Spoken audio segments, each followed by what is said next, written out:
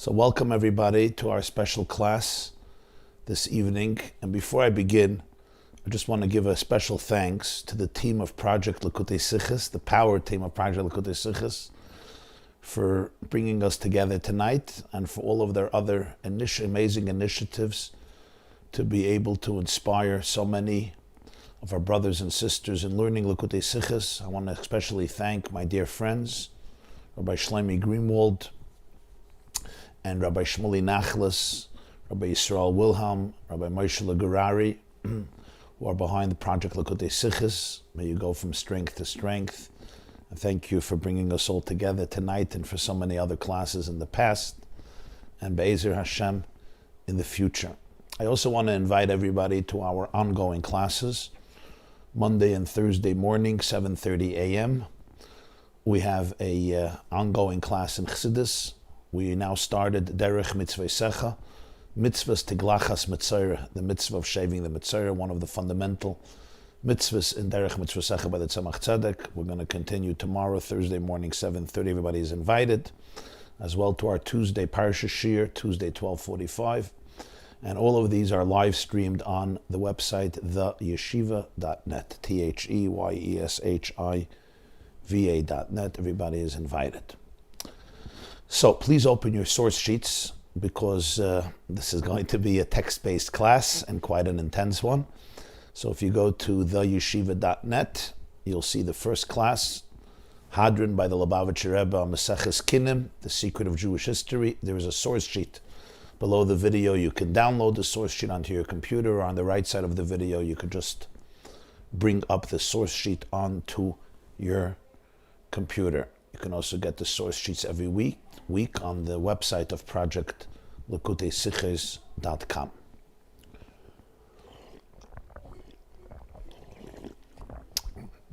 I mentioned this a few times. The Lubavitcher Rebbe would present siyumim on Mesechtas, which means he would conclude tractates of Gemara, sometimes the whole Shas, a few times a year. Usually at the Farbrengens associated with Yartzites, the Rebbe would make a siyum on a Mesechta. This Sicha that we're going to learn today, the Rebbe said on Chaf Av Tavshin Lamed Zayin, the 20th of Av, 1977. The 20th of Av, of course, is the Yartzeit of his father, Hagon HaMekubal Rebbe Levi Yitzchak Schneerson.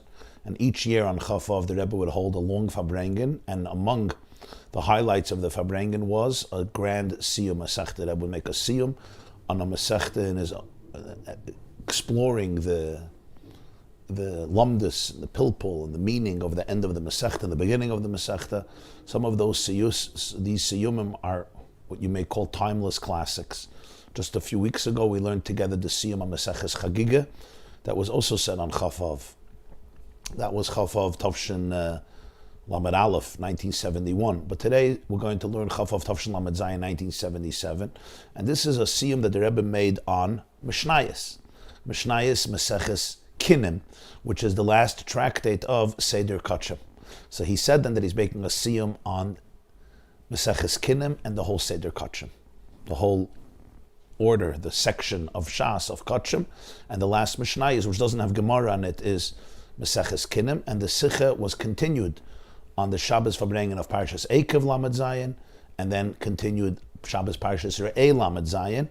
And these Sichos were compiled and edited, and parts of them were published in Likkutei Sichos, volume 17, the second Sicha for Parshas Tazria. As most of these Sichos, they were said in Yiddish, and they were transcribed in Yiddish, so we're going to learn them in Yiddish, and of course I will translate Be'ezer Hashem for those who don't have or have mastered the Yiddish language. Okay, so please open your source sheets, let's begin. Before we begin the actual Sicha, as always, we need a little introduction to be able to understand the concept. So it all begins with an innocent pasuk in the opening of Parshas Tazria. The Torah speaks about the opening of Tazria's Isha ki Tazria v'yolda zachar. A woman gives birth either to a male, to a female, to a boy, or to a girl. And there is an obligation for a woman who gave birth to bring an offering, to bring a carbon after a certain period of time, following the birth either of the male child or the female child. As the Torah says, if you open up your source sheets, you'll see the source sheets. We have the Sicha. The Sicha is there, right? But at the end of the Sicha, we have the actual source sheets the project Likkutei Sichos prepared. That's page 11 in your source sheet. So please go there. Page 11. And there you have the first source. Parshas Tazria, Perik Yud Beis, Pasuk Zayin. Leviticus chapter 12, verse 7 and 8. Uvim lo yisimei Torah leveina levas. Tavi keves ben shnasei la'oila v'nyoyna asar lechatas al pesach al maidel hakayin. When the days of purity are up, either for the birth of a son or the birth of a daughter, the mother ought to bring a sheep as a carbon oila, as an oila offering, and in addition to that, a second offering, either a young pigeon called a ben yaina or a turtle dove called a tar. She brings that as a chatas known as a sin offering, and she brings it, of course, to the sanctuary, to the Mishkan, or later to the Beis HaMikdash, where the kohen would offer it. And the pasuk continues, Ve'im loy simtza yada. I'm sorry, I said Zayin Ches. This is pasuk Ches, verse 8. Ve'im loy simtza yada deisa. What happens if she can't afford a sheep because of poverty? Then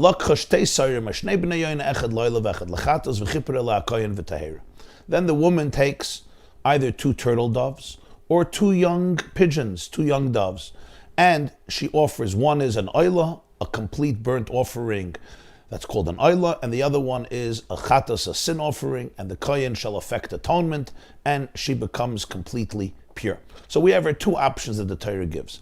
Option number 1 is if she can afford it, she brings one offering which is a sheep, and the other one which is a young pigeon or a turtle dove, or if she's poor, she brings 2 offerings, but both of them are turtle doves or both of them are young pigeons, and of course that would be much more affordable because a sheep would be much more expensive and pricey than a bird, and this becomes an offering of an island, an offering of a chatas.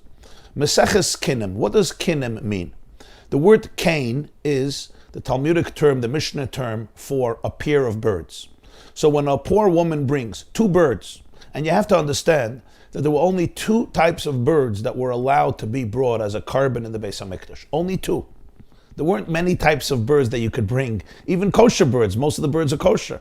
Only 2 types of birds you could bring to the Beis HaMikdash or to the Mishkan as an offering. Only a tur and a ben yaina. A young pigeon, a ben yaina, and a turtle dove. That's it.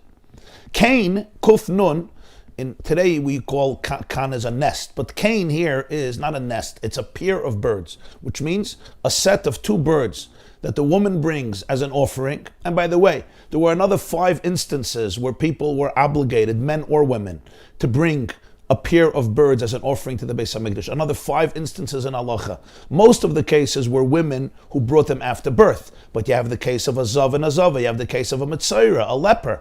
When he becomes pure, also has to bring 2 birds. You also have the case of a nazir who becomes impure. You have 6 cases in halacha where you bring 6 scenarios in halacha where you bring, specifically it's actually more than 6, but 6 scenarios where you bring 2 birds. This is called a kain. A kain is a set, a pair of birds. One becomes a carbon oila, one becomes a carbon chatas. Why do you need a tractate from Mishnayos for this? Mesechta Kinim.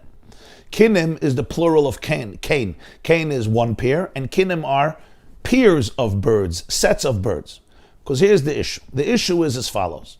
The processing of a carbon oila was very different than the processing of a carbon chatas in different ways. But one of the primary differences is what you did with the blood. After the kohen killed the bird, and there was a process how he killed the bird, which was called melika, through the nape of the bird, and the bird died, which was akin to slaughtering, but it wasn't slaughtered. It was a different process called melika.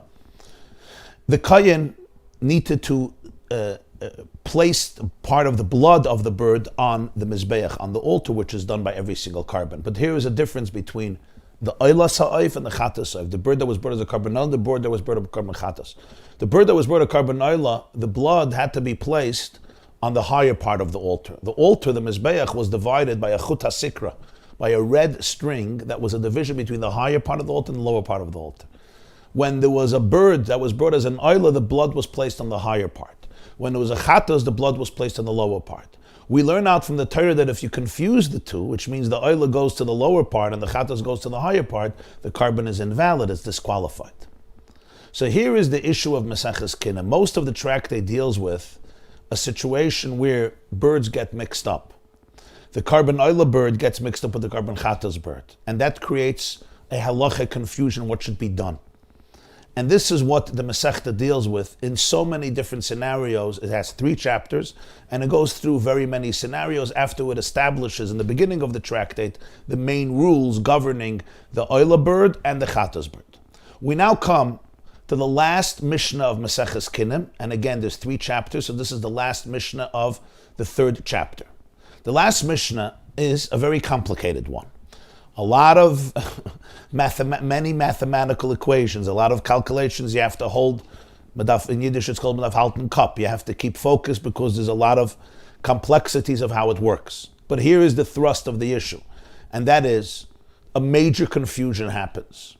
And when this major confusion happens, we get into a big mess. And the halachic question is what we do. So let's see. See Mesechta Kinim, your second source in the sources. This is the last mission of Kinim. Ha'isha sha'amra, a woman who said, Hareya lekein k'she'elet zachar. She says, if God grants me this blessing and I'm going to give birth to my baby boy, I want to bring a cane, a pair of birds, as a special contribution to Hashem, to the Beis HaMikdash. Now, Yolda Zachar, Baruch Hashem, it happens. She had a baby, everything is good. Meviyish Kinim. She now has to bring 2 pairs of birds. 2 pairs of birds. Achas lenidra v'achas lechavasa. One is because she made a special pledge. The second is because she has an obligation like any other mother who gives birth. So she actually brings 4 birds. Remember, every woman who gives birth is obligated to bring an oila and a chatas after birth. Either it's a sheep and a bird or it's 2 birds. But this woman decided to go the extra mile. And she says specifically, if I have a baby boy, I am pledging, I am making a promise to give a special contribution, a special neder. She makes a special promise that she's going to give an extra contribution, a cane, a set of birds. Now, when you contribute a set of birds to the Beis HaMikdash, simply as a pledge, it's not coming because of obligation, both of them are carbon oilers. When she brings her obligatory offering, then one is an oiler, one is a chatos. But when she makes a pledge to bring an offering, that pledge doesn't include a sin offering. There's nothing about a sin. It's like a donation. It's not about a sin. So therefore, both of those birds are going to both be brought as a carbon oila. So the Mishnah says she has to bring 2 sets of birds. One to fulfill her neder, her promise, and one to fulfill her obligation, which every woman who gives birth has an obligation to bring a carbon. Nisanasam l'kayin. She gives them to the kayin. V'akayin tzarich lasas sholish pridim el ma'ilon v'achas mel matan. The kayin now has to offer 4 birds, but 3 of them he sprinkles the blood on the higher part of the altar and 1 on the lower part of the altar. Why? Because in the obligatory set of birds, 1 is an oila, so the blood goes on the higher part of the mizbech, and 1 is a chatas, the blood goes on the lower part of the mizbech. In the pledge that she offered, it's 2 birds and they're both an oila, so they both go on the higher part of the mizbech. So that's why he says 3 birds, the blood is placed on the higher part of the altar, and 1 bird, the blood is placed on the lower part of the altar. Everything is good. If the Mishnah would end here, we would be able to go to sleep very nicely this evening. Loi asake. The problem is he didn't do this. Why didn't he do this? Presumably, as some commentators say, she came, she was in a rush, he was in a rush, she was stressed, he was stressed, I don't know what is happening. She gave him 2 sets of birds. He naturally assumed both of these are obligatory offerings. He didn't realize that one of these sets is coming because of a personal pledge she made. Maybe he thought she had twins. Maybe he thought she was bringing it on behalf of her sister-in-law or behalf of a friend of hers. He didn't realize. So what happened? So 2 of the birds, he placed the blood on top of the altar. 2 of the birds, he placed the blood on the bottom of the altar. He didn't speak to her. He didn't consult her. He did this on her own. If he would have spoken to her, he would have realized that what? That he's not doing well. Because 3 of them are an oila, only 1 is a chatas. But he thought 2 of them are an oila and 2 of them are a chatas. So what happens? So now we have a problem. The problem is that one of her oilas is not good because the blood was placed on the bottom, and it's a very serious thing by karbonis. Karbonis is a very serious thing. You sanctify an animal or a bird or a meal offering, and it becomes sacred. And this is going to become something that's going to ascend to the divine, and every detail counts. how it's processed and how it's slaughtered and where the blood is placed and what you do with the animal afterwards. So here we have a serious problem. So what does she have to do? She has to bring one more bird, and this he offers on top. He places the blood on the higher part of the altar. In other words, 3 of the birds are good. 3 of the birds are good. Because remember, 3 he did on top and 1 he did on bottom. So 3 of them is good. The problem is, I'm sorry, 3 of them are good because he did 2 on top and 2 on bottom. The problem is 1 of them was disqualified because the second set of birds was brought as her personal pledge, and both of them had to be done on top, and he did 1 of them on bottom, remember. So therefore she has to bring another preda, another bird, and this bird is offered as her final bird, as part of the set, which was her neder, her personal pledge, and of course he offers it l'mayla. This is the first mess that was created, but nish geferlich, she just brought 1 bird. This is mimin echad. Of all the 4 were brought from 1 species. Now, the Mishnah intensifies the mess, and therefore the complications, and therefore the compensations. And the Mishnah now goes through a scenario where instead of having to bring 1 more bird, she'll have to bring 2 more. And then a case where she has to bring 3, and then a case where she has to bring 4, and then a case where she has to bring 5, and then a case where she has to bring 6, and then a case where she has to bring 7 new birds. Such a mess was created. The last case of this Mishnah is that she has to bring 7 new birds. Initially, she had to bring 4, 2 sets, what's called a cane and a cane. But because of the mess, and the final mess is the biggest mess, take a look at the final mess. Nisanas, a few lines later, Nisanasam lakayin. She gave her birds to the kayin, ve'en yadua ma nasna. She doesn't remember which birds she gave him. Here's the problem. The problem is she designated which species she wants to use for her pledge. She didn't just say any bird of the 2 birds, the turtle dove or the pigeon. She specified which one. She gave the birds to the kohen. She doesn't remember what she gave. Now he went and he processed it, and he doesn't remember what he did. Did he sprinkle it on top? Did he sprinkle it on bottom? So there's a major, colossal mess here. She has to bring another 4 for her pledge. Another 2 for her obligation, because she specified which particular bird she wants for her pledge, and she doesn't know what she gave him. So she now has to bring 4 for her pledge. Instead of 2, she has to bring another 4, and then she has to bring another 2 for her obligation. Why? Because her obligatory offerings may have also been disqualified, because the kohen doesn't remember how he processed it. Did he put it on top of the mizbech? Did he put it on the bottom of the mizbech? She also has to bring another sin offering.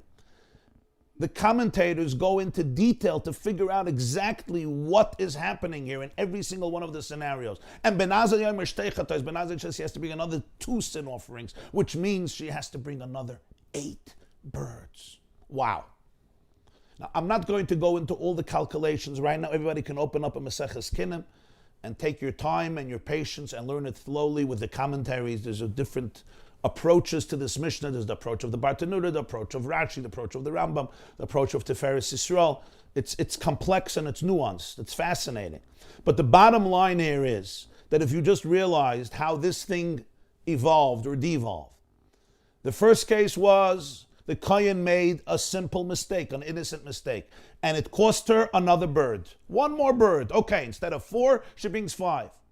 But as the mess intensifies, it's costing her more and more. And then in the grand finale of Mesechta Kinim, she's bringing 7 new birds. And according to Benazai, 8 new birds. Initially, she was obligated to bring 4 birds. 2 for her obligatory offering, 2 for her pledge, for her neder. Now, because of this amazing mix-up, she got mixed up, he got mixed up. They both got mixed up. If one of them got mixed up, it's also a mess. But when both of them get mixed up on every level, everything that went wrong could go wrong, basically. So she can't even bring 4. You can't say, okay, let's just start over again. Let's just bring, let's scratch this, let's bring another 4 birds, which would have made sense, right? It's not going to work. The reason your 4 birds are not going to work anymore is because she specified what species she needs to fulfill, what species she's going to bring to fulfill for her pledge. And she has to fulfill that, because if not, her pledge wasn't fulfilled, because a pledge on neder is very serious. It becomes a serious commitment in the world, and therefore she has to bring 7 new birds. But Nazai says 8. Now we come to the next stage. Amar Rabbi Yehoshua. Now here is where the Mishnah becomes absolutely, it's fascinating till now, but it's fascinating on a different level. But here the Mishnah takes a very sharp turn. And from complicated mathematical nuances and detailed, intricate halachos of how kinim work, and how an oila works, and how achatas work, and how confusions work, and how peers work, and how pledges work, the Mishnah now takes a sharp turn. Amar Rabbi Yehoshua. Rabbi Yehoshua said, Zehu she'amru. This, what you just heard in this Mishnah, this is what they said. Who's they? He doesn't say who's they. What they said, this is what they said. What did they say? They said, Keshehu chai, koiloi echad, ukeshehu meis, koiloi shiva. When he is alive, he possesses one sound. When he is dead, his sound is 7-fold.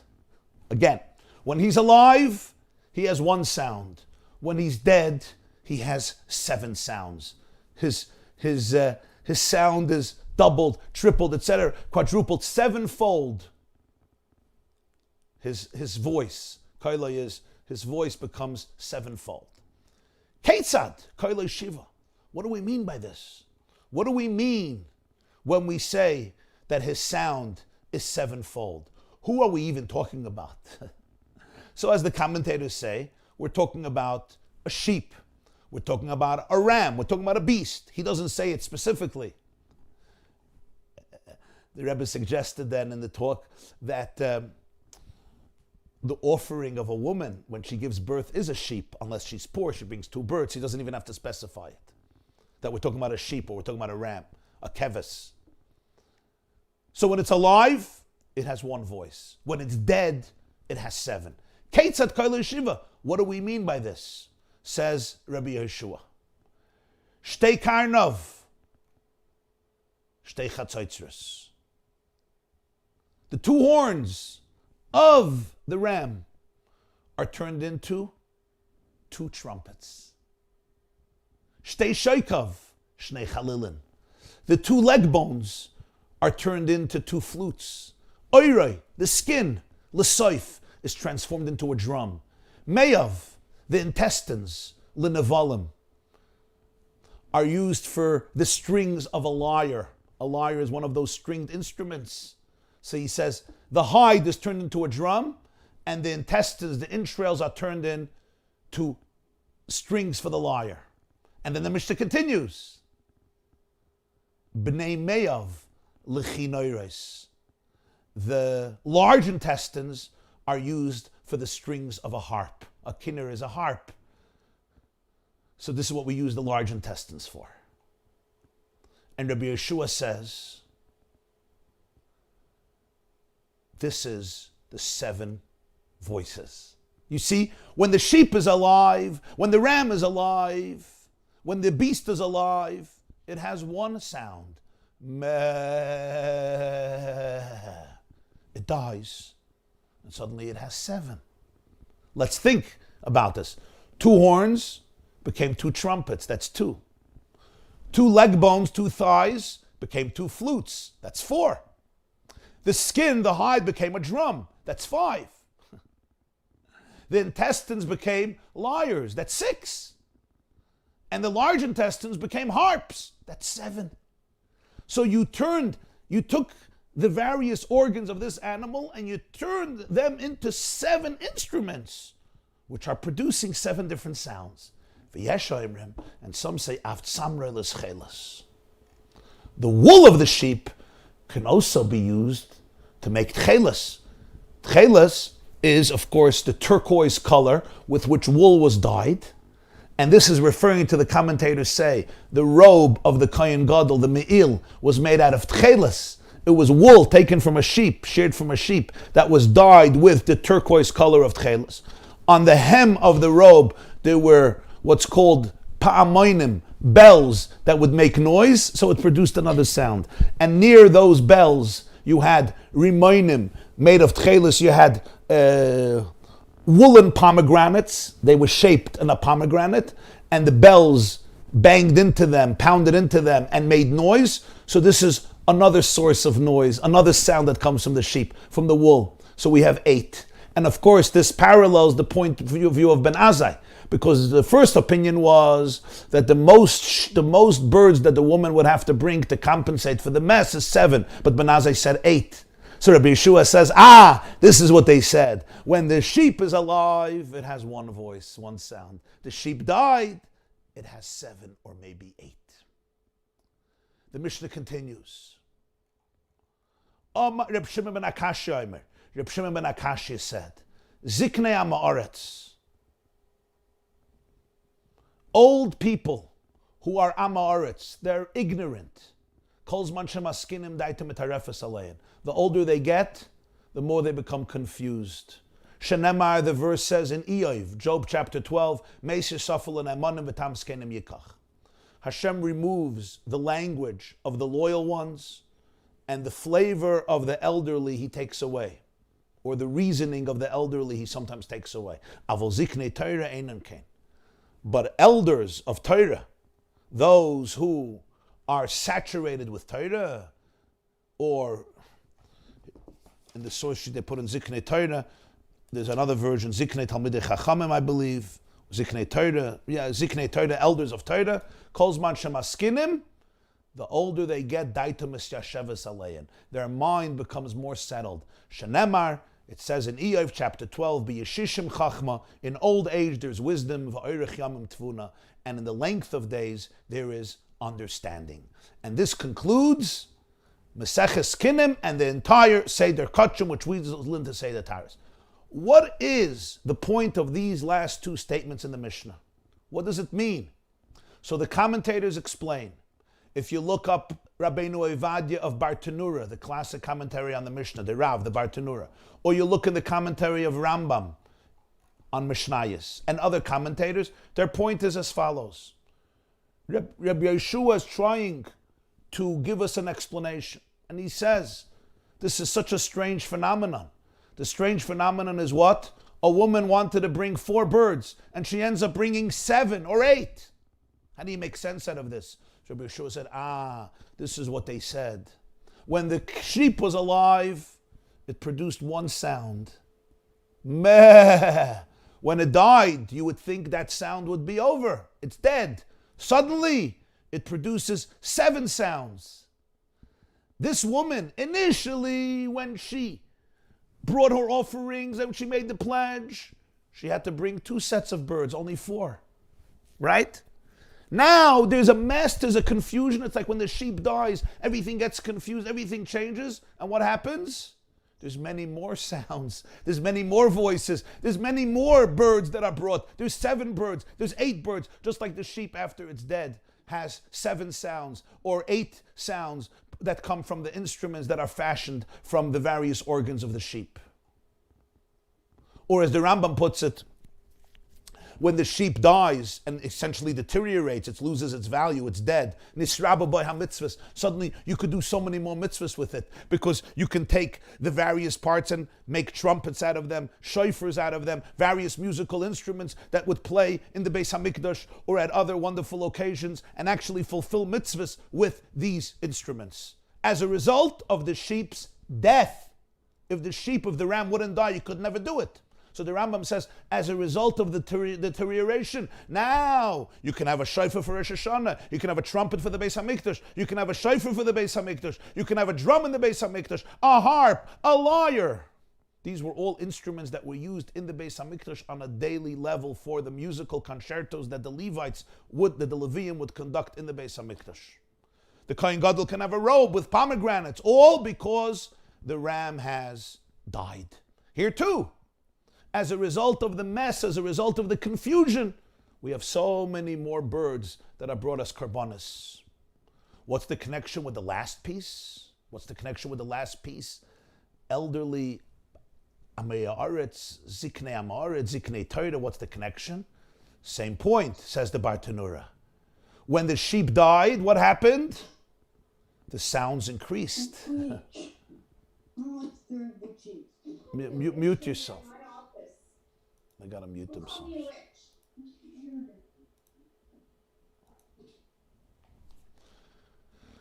The sheep died, what happened? More voices, more sounds. A person gets older, what happens? Their body deteriorates. People get weaker.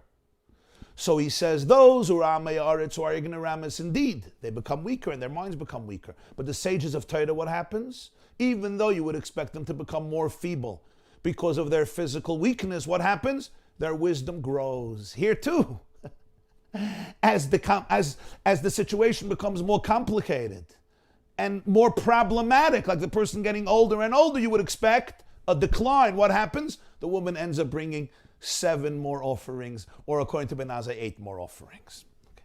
This is the basic classic understanding of this fascinating Mishnah at the end of Mesechta Kinim. I hope it's clear, at least on some level.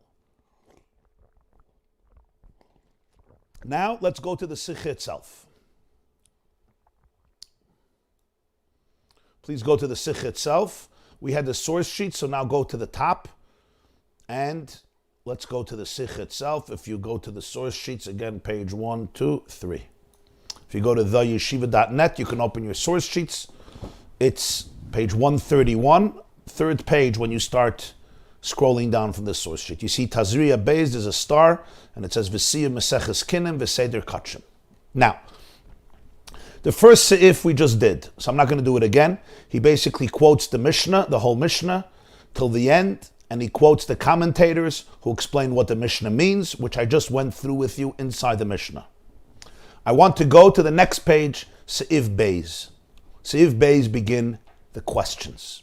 The Lubavitcher Rebbe's classic questions on this Mishnah, very, very powerful questions, which teach you how to learn a Mishnah. Beis. According to the above, we really have to understand something. Aleph, number 1.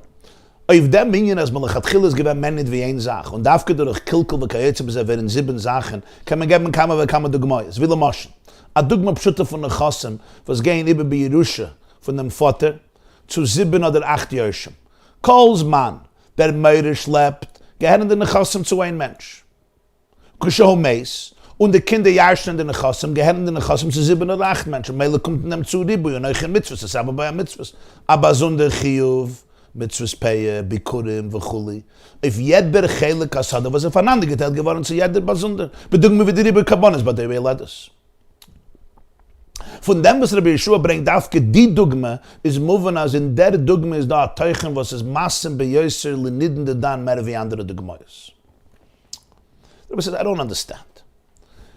You're looking for some type of concrete illustration that there was one entity, and through a mess, through a deteriorating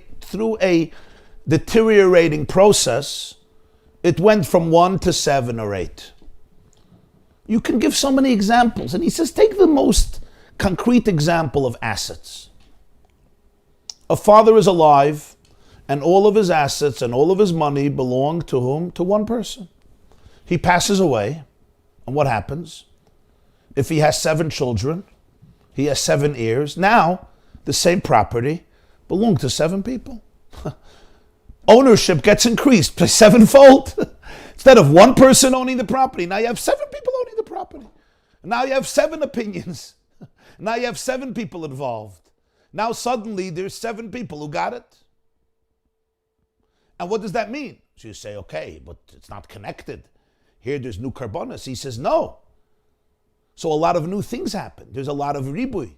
There's 7 or maybe 8 people, if there's 8 children or 7 children, or as many children as there are. They can all be doing different types of things, and there's also many more mitzvahs. Why? Because as long as the father had all this property, so he had mitzvah on him, whatever the mitzvahs were. But now every child who is an heir has his own obligation in all of the mitzvahs connected to property. For example, when you have a field, you have a mitzvah of payah. The corner of the field you have to leave for the poor. You have a mitzvah of bikurim, the new fruits that grow from the 7 species with which Eretz Yisrael was praised. You have to fill up a basket with them and bring them to Yerushalayim and give them to the Kohen. And all of the other mitzvahs, whether you're dealing with trumas and maasros, there's so many mitzvahs that are connected to agriculture.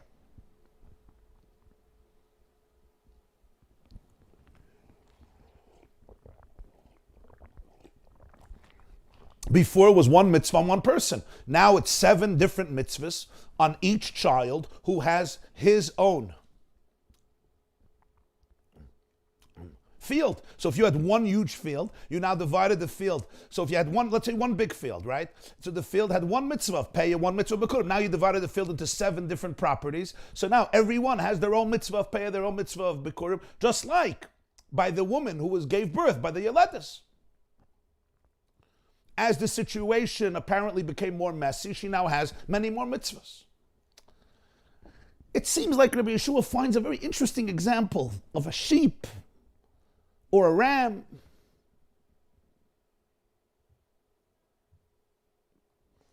whose voice, whose sound was 1 and suddenly became 7.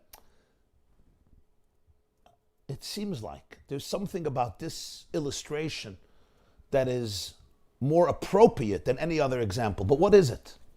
If it's just the idea that when situations become worse, they often increase, there's new opportunity, and there's things that are added and things that are increased, you can bring other examples. That's number 1. V'tzarech lahavin, was is the teichen? Now, the aim leimer at the Mishnah bringt nicht die Dugma von Yerusha, weil bei Kinim ist nicht auch kein Shinui in der Karbonis, was sie hat Friege darf bringen. Sie ist noch Meisef allein. Maschenken bei Yerusha is the Meirish bottle. What I'm by Keves is bottle the Kel from the Keves Beseret Gelab. You can say maybe the Mishnah needs to bring this example because an inheritance wouldn't work. You know why? Because by Kinim, by the birds, there's no change in the offerings that she had to bring. She just has to add. In other words, by Yerusha, the original one is gone. By Kinim, there's no change in the offerings that she had to bring. She just has to add more. The originals remain. Here, it's gone. The Meirish is bottled, but by the Keves is the same thing. The sheep is also gone. That original voice is gone. When a sheep dies, there's no man anymore. It's substituted into new sounds. Now, you might want to say, the reason he didn't want to bring an example from Yerusha is because the father is gone, he passes away. And now the children take over. The original one is not there anymore. So it's not like Kinim. Because by Kinim, it's not like she passed away, chas v'shalom. It means there's no change in the karbonis that she had to bring. She had to bring, but now she brings more. She adds to them. In fact, some of them may have been kosher. In fact, maybe in some cases it may have worked out. We just don't know. But if that's the case, the sheep is also not a good example because that original sheep is gone. Beis. Wenn man bringt das Dogma und ein Moschel, das Bechdei soll zukommen in Havanas Hadavar. Und befragt benitten de Dan, wie der Rambam sagt, mit Pnei Shahaya Inyan Zor, der Pfarr bringt Rabbi Yeshua der Moschel Shu Doimel Mashamar Keves. Ist nicht moving. Was der Teisves Havana kommt zu in der Minyan, durch dem, was man sagt, der Zeo Shamuk Shu Chaykaleyach. We don't just bring, especially in Mishnayos, you don't just bring parables to entertain people. You learn Mishnayos, you'll see. That's not what happens. If a parable or an allegory or a metaphor is brought, it's in order to make it palpable, to make it understandable, fathomable, to bring it down to a person's mind. The Rambam says right here in his commentary, the Rambam in Mishnayos says that the concept was strange, so Rabbi Yeshua felt the need to illustrate it. The Rebbe says, granted, but where do you get more understanding from this parable of a sheep? It's very interesting to think about the fact that the sheep died and its organs are turned into musical instruments and one sound became 7, one voice became 7 voices, one sound became 7 sounds, granted. But how does that give us an explanation or a deeper or clearer understanding in this very concept? Which means that apparently the parable is not serving a purpose. What's the purpose? Gimel. From Pashtas Lashon Rabbi Yeshua, Zeu Shamru, Unit Kimoy Shamru, Lema Hadover Dem V'Kayetz, says Mashma, as it is nicht nur mevayer dem Inyan von Kinim Shebe Mishnah. Nor euch ve'adrabe, mit dem Din in Kinim wird musber masham no kshol chai kele yechad. V'lechaira, der Inyan von kshol chai kele yechad, kshol meis kele shiva, is an einfacher Inyan tivi, und darf if dem ken asbar nicht haben. It's a very interesting question. The language of Rabbi Yeshua is, this is what they said. When a sheep is alive, it has one sound. When it dies, its sound becomes sevenfold. He doesn't say, like they said about the sheep. Or let me give an example from the sheep. He says, this is what they said about the sheep. It sounds like he's not only trying to explain our Mishnah in Kinim, he's also trying to explain the statement about the sheep. You understand? If he would have said, let me give you a metaphor. When a sheep is alive, it has one sound. When it dies, it has seven. Okay. So he's giving a parable to explain the Mishnah in Kinim. But the language of Rabbi Yeshua is, Zeu sha'amru, this is what they said. It's almost like, now you'll understand what they said. Zeu, this is the meaning of what they said. Now, you'll understand what they said. It seems like he's trying to explain also, and maybe even more, what they said about the sheep, as though that's the focus. So obviously, what is he trying to explain here? Statements of somebody who said something? Who's the one who said this? That's what the Rebbe said in the beginning. Who is the person who said this statement? And Rabbi Yeshua feels that now my job is to explain what that guy said. Whoever said it, whoever was the author of that comment about the sheep, I have to explain it. And let me tell you, now we understand it. But the truth is, the basic question is what he asks here is, you don't need an explanation. It's part of nature. And it's a very obvious and self-understood reality. When a sheep dies, it's dead, it's lifeless. But its organs are used into instruments, and suddenly one sound became seven. I get it. It's a fascinating natural phenomenon. Doesn't need an explanation. So Rabbi Yeshua says, Zeu shamru. This is the pshat was gesagt. Zeu, this is was gesagt about a kever. As though we have to explain this statement about a sheep. Oich. Also, and now the Rebbe is going to add what I just said a moment ago. Is nit in von a Mishnah, since when is it the mission statement of Mishnayos or Torah generally to give explanations on statements said by people in the world? So somebody made such a statement about a sheep. It's a very interesting statement. Let's say it is a very complex statement and it needs explanation. Is this the function of Mishnayos? To start explaining what people say about sheep? So we have three questions. Muzman sagen, as mit Kshol Chai, meint Rabbi Yeshua nicht stam sagen am Maschel von am Eimer Eilam, nor an Inyan was is negele din v'halacha. Und das meint der Mishnah Zehu sha'amru. As the Bier in der Halacha was kommt reis von am Kshol Chai, net men a reis von dem Din in unser Mishnah negele Kabbanas was the Yeledes bringt. When Rabbi Yeshua said this, he didn't just mean to give a parable from something that's said in the world. He's actually saying something that's relevant to halacha. And that's what he means. Zeu sha'amru.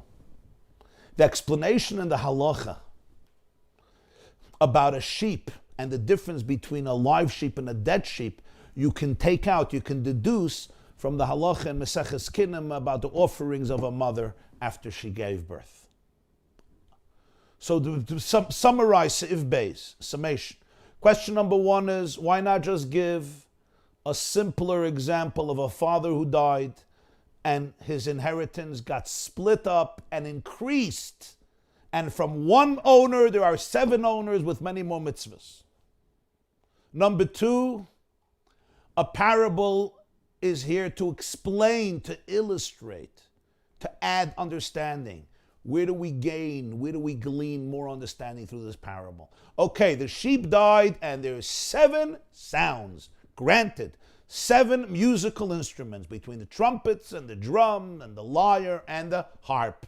Granted. How does that really explain what happened here? The woman forgot what she did. The kohen forgot what he did. There's a colossal mess and she has to bring 7 new birds. Will you give me explanation? Now, most people, when they learn the Mishnah, they don't have these questions. You know why? Why not? Okay, it's a metaphor. Weiter gegangen. The Rebbe says, that's not how you learn a Mishnah. That's not how you learn a Mishnah. The Mishnah is not here just to tell stories, to entertain people, to put you to sleep with stories. Every word in Mishnah is meticulous and precise. There's a geder here, there's a vart here, there's a yisoid here that's being conveyed. What is it? Third question is, Rabbi Yeshua's language intimates that he's not just explaining our Mishnah, he's also interested in explaining the story of the sheep that died, as though it's some sacred story. Some children's story that somebody made up, that when a sheep died and suddenly 7 sounds, it's a very natural phenomenon. That's what he wants to explain. Zeu sheyamru, this is what they said. It's almost like this statement is some sacred old tradition from the days of yore that was passed down by some of the greats. Where does this come from? It's a statement. Who said it? No Tana said it. No Tana said it. No Pasuk said it. No Navi said it. It's a Maimer. The Welt sagt, in Yiddish they say, the Welt sagt, a Maimer Oilem. The world says, it's okay, man. It's one of those quotable quotes. Geschmack. I have no issue with quotable quotes. But it's like, Zeu Shamru. This is what they said. First of all, it doesn't explain our Mishnah. Second of all, it seems like he wants to explain that quote. But you don't have to explain that quote. The quote is very obvious. It makes sense. You don't have to explain it. And even if you did, is this the job of Mishnayos? Is this the job of Rabbi Yeshua? Is this the job of Torah? By the way, when the Rebbe asked the question, he added, the Gemara says Rabbi Yeshua was Chachimoi de Yehudai. He was considered the wisest Jew of the day.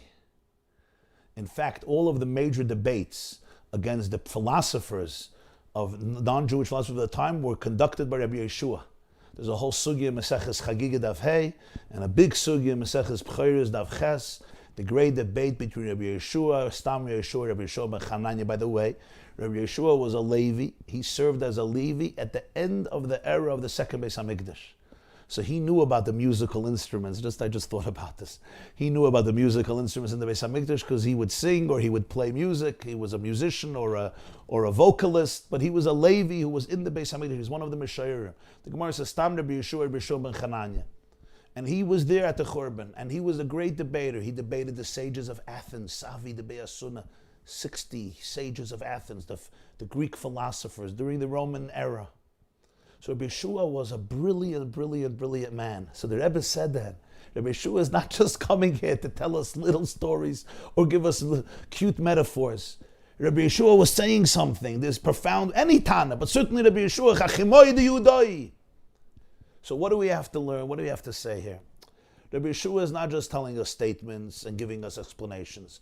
Zeu sha'amru, what they said is not the pestam somebody said it. There's something of halacha that's being said here. Zehu sha'amru. Now you'll understand what they said. And this halacha comes out from our Mishnah. But what? What is it? Very hard to understand. It's not clear. Next step. Gimel, weiter is the Mishnah Mamshech, Reb Shimon ben Akashia, Mezikne Amoritz, calls man Shem Maskinim, Daita mit Ereves Alem, Shem Mesis Afel Nemon mit Amskenim Yikoch, Aval Zikne, Toirene Kenel, calls man Shem Maskinim, Daita mit Ereves Alem, Shem Mesis Afel Nemon Tvuna, und die Scheiches la Koid, mit der Geshem Shomeis Koil, Shivakach Zikne, Toire, calls man Shem Maskinim, Bom de Dashos Koich, Mesif Chochma.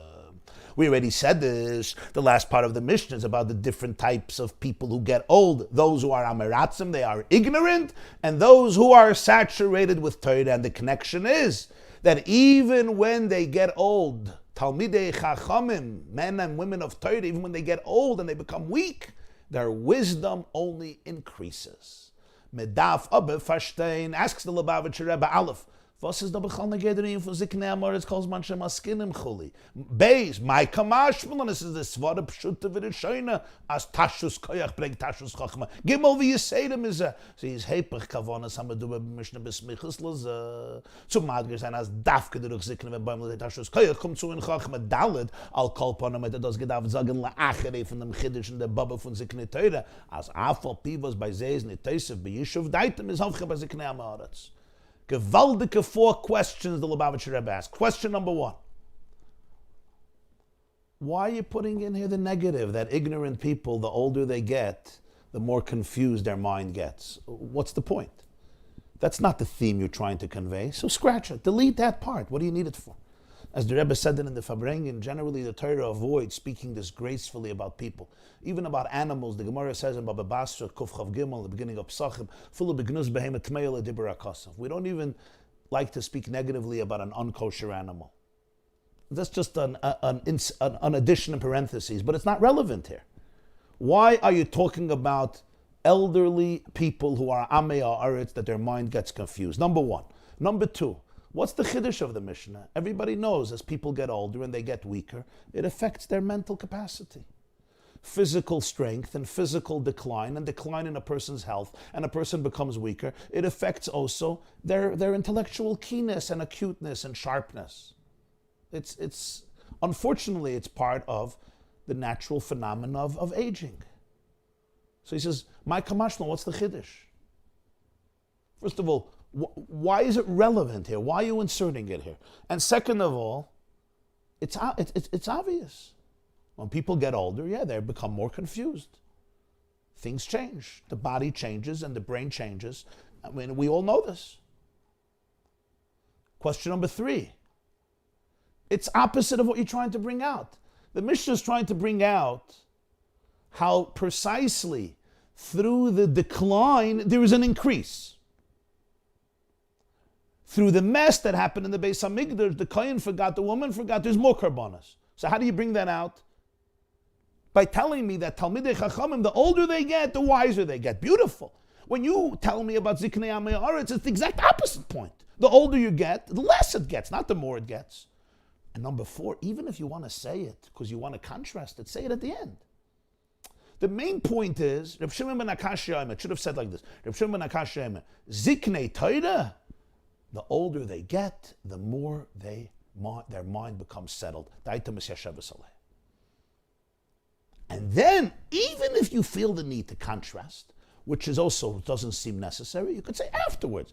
And by the way, Ziknei Haaretz is the opposite, because that's your point. Your point is Ziknei Torah. Your point is not Ziknei Haaretz. It's very strange. 4 big questions of the Rebbe. We're going to get into the explanation. Now, before that, I'm going to tell you a cute story. I was once invited to speak at a very big event in Eretz Yisrael in Israel. They told me that I'm going to go up at 10 o'clock. There were maybe 4,000 or 5,000 people there. This was in Kfar Chabad. And I was supposed to go up at 10 o'clock. I came there. I was waiting. But every few minutes, another dignitary was coming, and they had to give him the mic. You had members of the Knesset, members of the Israeli parliament, upstanding and famous celebrities and politicians and ministers. So they kept on coming in. So they kept on giving them the mic and delaying my speech further and further. The Rav of Kfar Chabad at the time was a Jew named Hagan Reb Motel Ashkenazi, Reb Mordechai Ashkenazi, Zechrona Livracha. I guess he noticed that I was somewhat upset. So he called me over and he said, let me tell you a story. And this is the story that Rabbi Ashkenazi shared with me. He said there was once a rabbinic conference. This is pre-Second World War. And there were 2 rabbinic figures at the conference. The first was the Rogatchover Gaon, Sarah Torah, Rabbeinu Yosef Rosen, who passed away in 1936, Tainus Esther, Yud Aleph Adar, Tainus Esther Mukdam, was one of the greatest minds in many, many generations. The Rogatchover Gaon, he was there. And there was another rabbi there who was more modernized, more what we would call progressive halachically, and his scholarship did not come anywhere close to the Rogatchover, nor did his spiritual integrity come close to the Rogatchover. The question was, who's going to address the conference first? So this rabbi, understanding the greatness of the Rogatchover Gaon, told the Rogatchover, Rebbe, you speak first. The Rogatchover said, no, you speak first. He said, why do I get the honor of speaking before the Rogatchover? So the Rogatchover told him as follows. Rogatchover was very sharp. He was not diplomatic. He said as follows. It's based on a Mishnah in Kinim. Ziknei Amei Haaretz calls man shei maskinim daitem mitarefes aleim. Ziknei Talmidei Chachamim calls man shei maskinim daitem misyasheves aleim. Ignorant people, the older they get, the more confused they get. Torah scholars, the older they get, the wiser they get. So he says as follows. You are an Amei Haaretz. The longer we delay your speech, the older you're going to get. The more your mind will become confused. the more stupidity will come out of your mouth. He says, by me, it's the opposite. If we delay my speech, I'm going to get a little older. My mind will become more settled. I'll have what to say better than what I had to say before. This is what Rabbi Jacobson told this person. So Rabbi Ashkenazi tells me, he says, Rabbi Yosef Yitzchak, it's a compliment. They're delaying your speech later and later because they trust that the older you get, the more settled you become, and the words that will emerge afterwards will be even better and wiser and deeper and more authentic than the words that were said earlier. It was a very nice way to calm me down, and indeed I went up very, very late, I think after midnight or close to midnight. Dalet, the nekudas habir b'cholzeh. Here is the key of the explanation. What does the Rebbe want to do now? The Rebbe is now going to go to the core of the Mishnah. There's the mathematics of the Mishnah. There's the nuances of the Mishnah, the intricacies of the Mishnah. But now we have to go to the core of the Mishnah, what you call nekudas hatamtzas, the quintessence of the Mishnah. What's the real point here of the Mishnah? And when we can get to that, we'll understand what Rabbi Yeshua is telling us. For dem din von Kinim kommt areis a chidush inyan. This whole Mishnah about the confusion with the birds brings us and brings out a tremendous novel idea. Be'etzem likta fayeledes achiyuv kein echad. Echad loylev echad lechatas. Ubenidden de dan likta if euch de chiyuv nidre stei predes loyla. Excuse me. Mitzad de Tosen und Zweikes was werden geschaffen bei der Ische bei dem Kayen. Kommt areis achiyuv von kamme ve kamme karbones bis zu Shiva oder Shmeina. Men is mechayiv bringen karbones neusafim zum makriv sein bei Beis HaMikdash. B'shas es ken sein as is in sei nit mechayiv. Und die karbones was in sei sie ja mechayiv. Hat man schon makriv gewen. Und sie ist schöne Schappe geworden und jetzt gewen kol achiv shalom. V'hashar chulin ba'azora. Bishleima. I'm going to explain in a moment. Bishleima chata sa'oivas kumt ef ha-sofik ba-sofik ilades v'kayetze b'zeh. Yeshleimar. Kepashtas halimud in Gemara. As the Teirat mechadash gewen. As afilu ef ha-sofik eb nitma is he chayev ha-karbon lekapara. Was is mati lechel bekotchem. Bedugma vi anashim tali. What the Teirat mechayev gewen brengen. B'shas is ha-sofik im chata. V'zeu ha-nikra asham tolu shu mechaper al ha-sofik v'toyle loy at sheyevoda loy bevadar shechata b'shgag. Aber benidden dann ist doch der Chiyuv mit Chila vadozdik. Und der Sofik kommt zu der noch vayidei ha-isha v'ha-kayen. Sie hat Maschlen gewen in der Sofa auf dem Chiyuv v'nischaper lo. Euch, was a-geder haben die 7 oder 8 Karbones. B'shas the Sibbe von Seir HaKrava is a Sofik shel ha-isha oy ha-kayen. There is a fundamental issue here that Rabbi Yeshua is trying to address. A woman who gives birth needs to bring 2 birds if she's poor.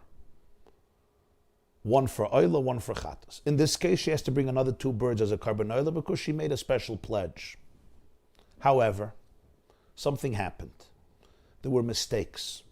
Those mistakes created doubts. These mistakes and doubts were created through the errors of the woman, of the mother, and the kayan. And because of that, this woman is now obligated to bring many new offerings to the point that she may bring one, she may have to bring 1 more, 2 more, or 3 more, or 4 more, or 5 more, or 6 more, or maybe even 7 more. And according to Ben Azza, there's a possibility that she has to bring 8 new birds as karbanas. Now, this is no simple thing. You're obligating a Jew to bring many new offerings in the Beis HaMikdash when it's possible that she's not obligated to bring them. Because we're not sure about what happened. It's possible in many of the cases in the Mishnah, it's possible that she actually fulfilled her obligation, or she fulfilled part of her obligation. And the offerings that she was really obligated in, she may have offered them and fulfilled what she had to fulfill. And if you go through the Mishnah, you'll see how many levels of doubts there are. There are doubts on doubts on doubts, so it's possible that she already fulfilled everything she had to fulfill, and she received all the atonement that she received, which in a regular case, if you just bring an unnecessary offering, it's called chulin ba'azara. You're bringing a mundane animal, you're offering it as a carbon into the Beis HaMikdash, which is an absolute no-no. It's an absolute transgression. In this case, of course, the halacha tells you to do it. But the phenomenon here is a very, very nuanced and complex one and strange one. She's bringing 7 new birds, maybe 8 new birds. According to Ben Azai, it's 8. According to the first Tana, it's 7. Or even 1 or 2 or 3 or 4 or 5 or 6 additional birds. And all based on doubts, based on her mistakes, based on the Kohen's mistakes. They didn't notice, they forgot, they were overwhelmed, they were startled, whatever, they didn't realize, they were not cognizant, they were not focused. And because of that, you're obligating her to bring all of these karbanas. Now, he makes it clear, the Rebbe makes it clear. There are karbanas that you bring based on a doubt. For example, a woman may have a miscarriage early on, and we're not sure if this was a miscarriage of a fetus, or maybe she discharged something else. And the Gemara learns out, as he brings in the footnotes, that the Torah says that even if there's a doubt if she discharged a fetus or not, there is an obligation to bring a carbon. Because there's a suffix tumah, there's a doubt if she's tummy or not tummy, because whenever you have a baby, there's a tumah, and then you have to bring a carbon to go into the Beis HaMikdash, and here it's a suffix. So the Torah says, for this suffix, for this doubt, you bring a carbon. Since it's a suffix tumah, you also bring a carbon, and afterwards you can go to the Beis HaMikdash and you can eat karbanas, just like there's a case of an asham tali. An asham tali means there's certain sins that if a Jew did them by mistake, inadvertently he has to bring a carbon. It's called a carbon chatas. But what if you're not sure if you did this sin by mistake? It's an asham tali. For example, there's 2 pieces of meat near you, okay? One is shuman, one is chaylev. One is the fat of a kosher animal. The other one is also the fat of a kosher animal, but it's the parts of the fat that you're not allowed to eat. You're not allowed to eat it. Now you ate one of these 2. Maybe they looked identical. They're both fatty, but you don't remember. You don't know which one you ate. So you're not sure, you have to bring a carbon chatas, because if you ate the kosher meat, you're good. But if you ate the chaylev, you would have to bring a carbon chatas. But here you're not sure. So you bring a special carbon called an asham tali. And the Torah says it. Until you find out for sure that you sinned, then you'll bring a carbon chatas. But at this point, it's called an asham tali, a suspended asham. An asham of when you are in a limbo state, when you're hanging, tali, it's suspended. So here the Torah initially says that even though it's a doubt, you're bringing the carbon for a doubt. That's fine. The Torah here creates a type of carbon that is carved out from a doubt. But here that's not what happened. It's not that there was a doubt if the woman was obligated. So the Torah says, okay, bring a carbon. No. Here, the obligation was absolutely certain. There's a woman who had a baby. She had to bring a pair of birds. She pledged a second pair of birds. The problems happened later. The obligation was a vaday. It was an absolute obligation. She had to bring an offering. Because of the error of the kohen and of the woman, later, this certain absolute set of karbanas turns into such a complicated situation. And now we don't know what's going on. We don't know if she fulfilled her obligation completely, if she fulfilled her obligation partially, if she did not fulfill her obligation at all. We don't know if she had her atonement, if she didn't have her atonement.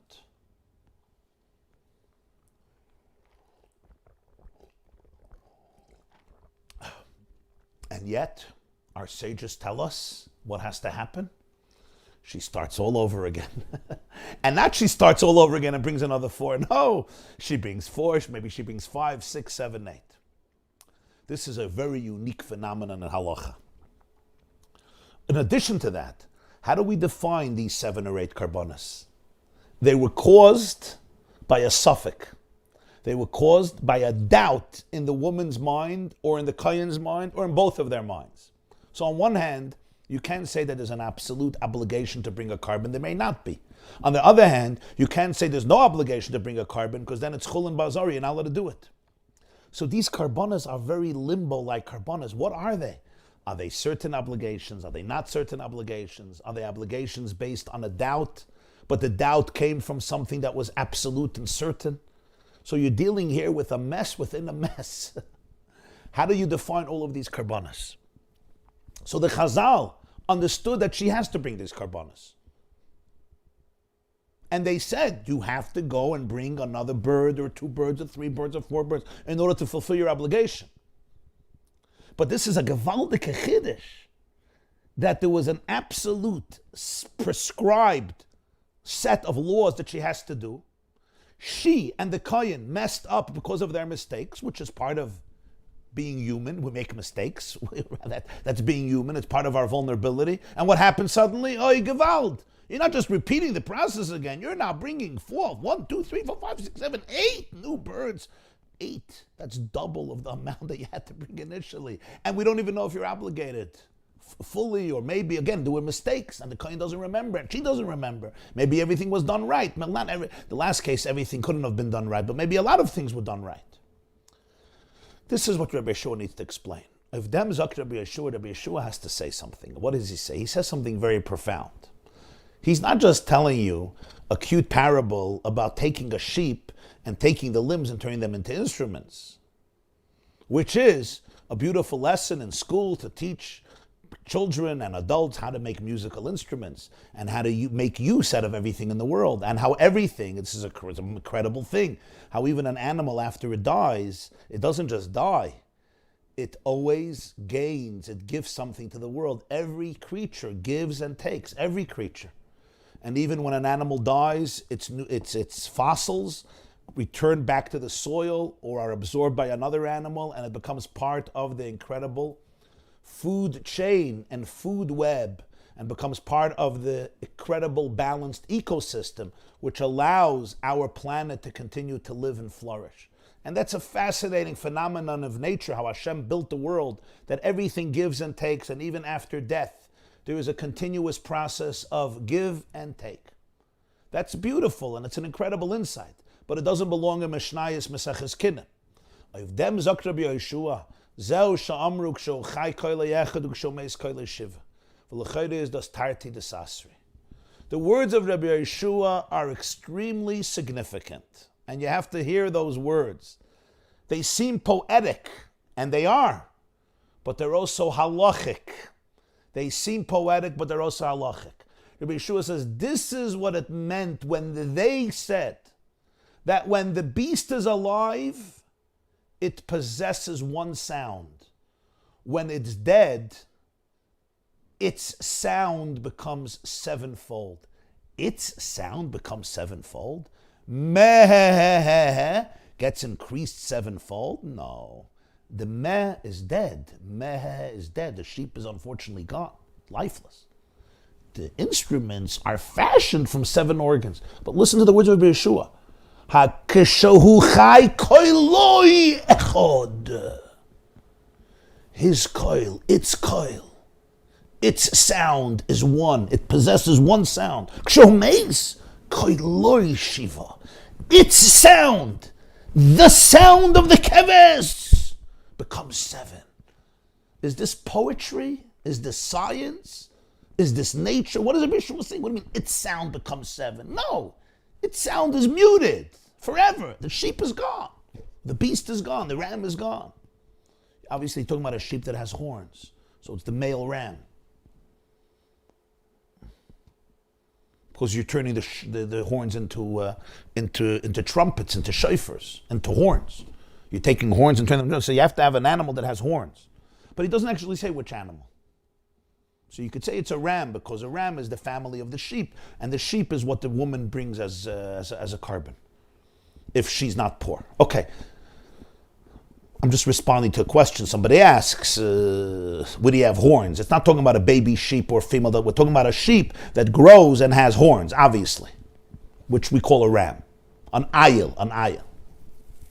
What does he mean? Koiloi shiva. Koiloi. So the Lubavitcher Rebbe sees in this expression the key word. This is the key word. Let's see inside. There's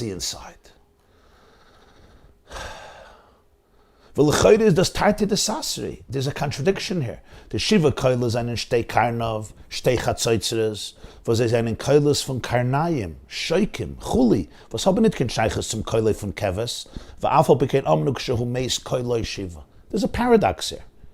Because the 7 sounds are horns, which become trumpets, hide, which becomes a drum, intestines, which becomes a lyre, large intestines, which becomes a harp, pomegranates, wool, which becomes pomegranates, on the robe, which has bells.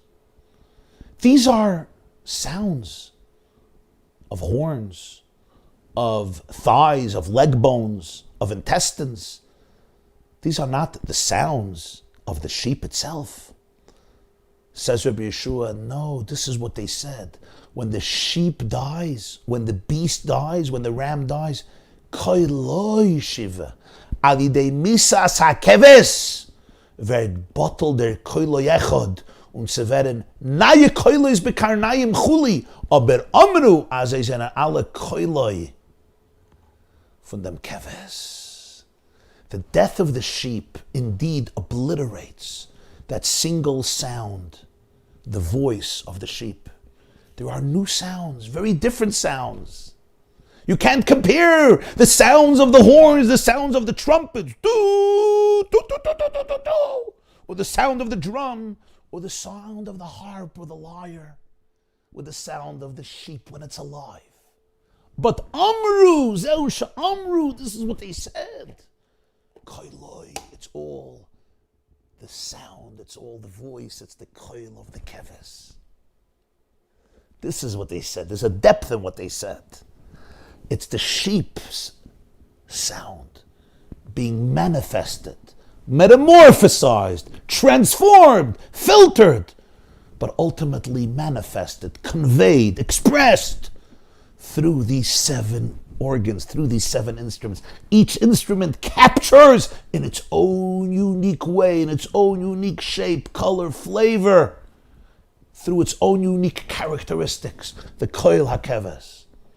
Physically, doesn't mean physically that when you're listening to a trumpet that's made from the horn of a ram, or you're listening to the shofar in Rosh Hashanah,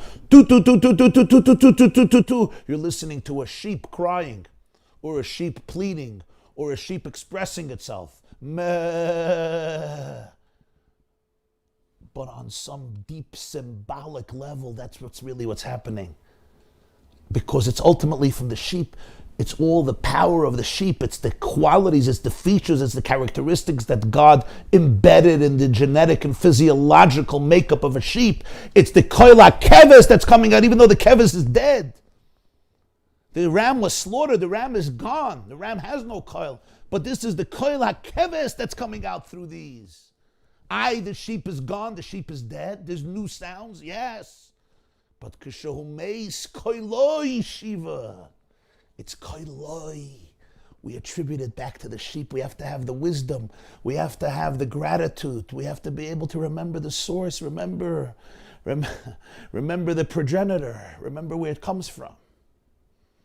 Shma b'ni musar avicha al titesh teiris imecha. These sounds have a mother. These voices have a father. These sounds come from somewhere. Don't take the trumpet for granted. Don't take the harp for granted. Don't take the lyre for granted. Don't take the bells for granted. They come from somewhere.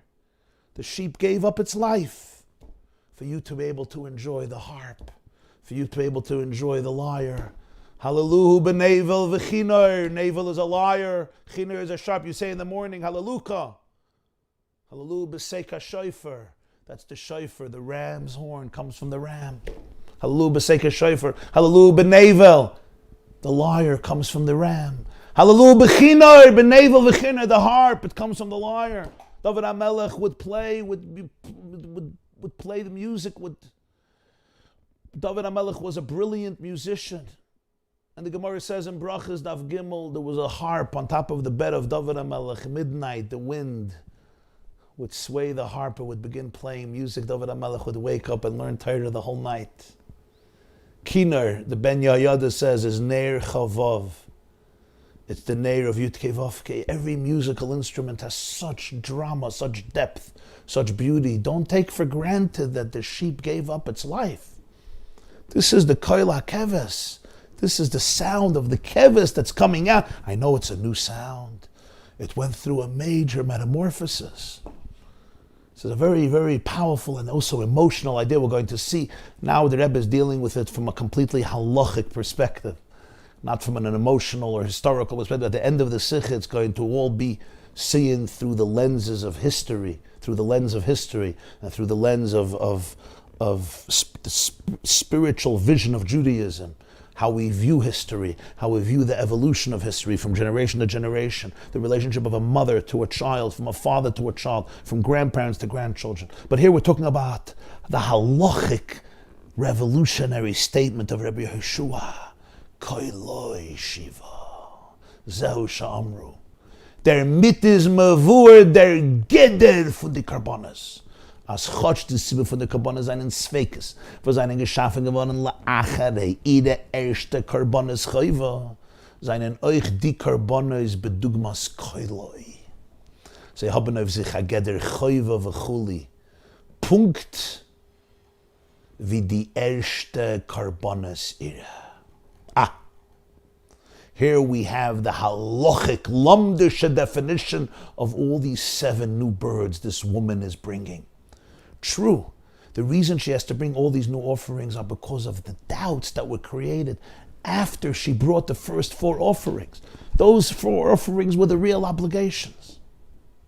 And now there was a doubt, there was a mess up. The kohen forgot, the woman forgot. It's like when the sheep dies. What happens? The new sounds coming from the 7 instruments are not detached. No, they are a continuum of the original voice, of the original sound of the sheep. These 7 new birds, they're much more than the original birds. You had 4 birds, they now turned into 7 birds. They may have turned into 8 birds. That's like the sheep. The one sound turned into 7 sounds, turned into 8 sounds, but they're all one sound. They're a continuum of that sound. Yes, it's the rainbow. The sound is expressing itself in different shapes, in different instruments, they touch different aspects of the human perception and the human taste for music. Some of us love the harp, some of us love the lyre, some of us are infatuated by the drum, some of us like the bell, and some of us appreciate the trumpet.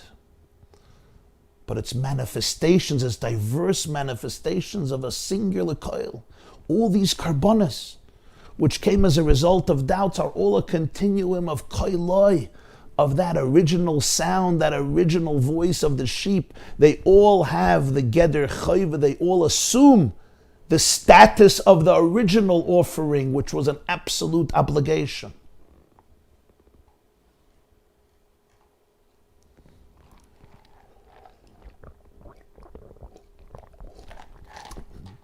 In the footnotes here, there's a lot of very heavy footnotes explaining the various sugyas in Gemara and in Rambam about how we deal with karbonas that are sveikas, karbonas that we bring because of doubts, because we don't know what's happening. I wish we would have real time for this, but this would be another hour or 2. Getting into the details of the footnotes, I'm just pointing this out for those who are listening to this shit. I want to go deeper, because there's a lot to discuss here from a halachic point of view. Is it really that the sages almost felt that this was just a situation that was so stuck, and they found a heter, and they found a pasuk to say that you're allowed to bring karbonis even when there is a doubt and it's not called chulin ba'azara? Or there is actually a unique situation here which Rabbi Yeshua is saying, where even though you didn't eat these karbonis chatoyas because they were brought ala safek, but they have a unique status like the original karbonis, like the first sound of the sheep, because the 7 sounds, the 7 birds, are really a continuum of the first sound, even though death happened in between, which is represented by all the doubts of the kohen and all the doubts of the woman. Hey, asibas ha-carbon is nor mitzad ha-sofik, heint wie azoi wird der Carbon achiv gleich wie Carbon chayva, gefind man kama dugmoyes as am suvev, bekommt mehr teukef wie sein Sibbe.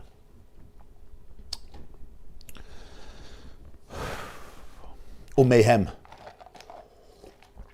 Aleph, bei Dinei Sukkah, Nesodim was Rachban Arbon, Hofchan al Sidein Shen Ben Marba, is der Din, as euch demolt in das Possel.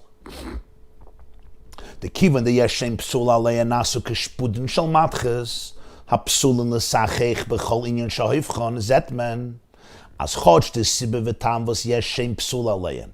Is mit zat gzeides tikre. Aber das ist darf greifen zat was roche varba, was roch ban arba. Wird es aber kishpuden shal matches psul atzmi, ob mele sein ze posel euch alat zat, wenn es is nicht talking gzeides tikre. The Lubavitcher Rebbe is now going to branch this off into different parts of halacha. We have here a phenomenon that this carbon was triggered by doubt, and yet it's assuming the status of an absolute obligation like the original 4 birds.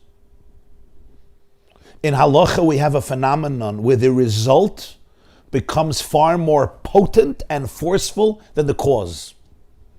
The antecedent, the source, becomes a source for something that will gain much more power, potency, and prominence. In halachic terminology, or philosophical terminology, the mesuvav becomes stronger than the siba. Which is what's happening here, because initially the woman had to bring 4 birds. Those were absolute Torah obligations, no question. That absolute obligation now ultimately resulted in a mess because of doubts and questions and problems and uncertainties, and we don't know if I'm obligated, I'm not obligated, how much I'm obligated, which one I'm obligated on, oila, chatos, the first set, the second set. Because of these doubts now give birth to 7 new birds that I have to bring, the mother has to bring, the kohen has to bring, the mother has to bring through the kohen. And these have the status like the first sound of the sheep, like the first voice, like the first 4 birds. So there's a certainty that triggers and results in a doubt that triggers a new certainty. So he brings here 2 examples from many. You could bring many, but he brings 2. Very interesting examples. Actually, these 2 examples, the Rebbe would... I heard it from the Rebbe myself a few times in different conversations, different sichas. The first is psukkah. Very briefly.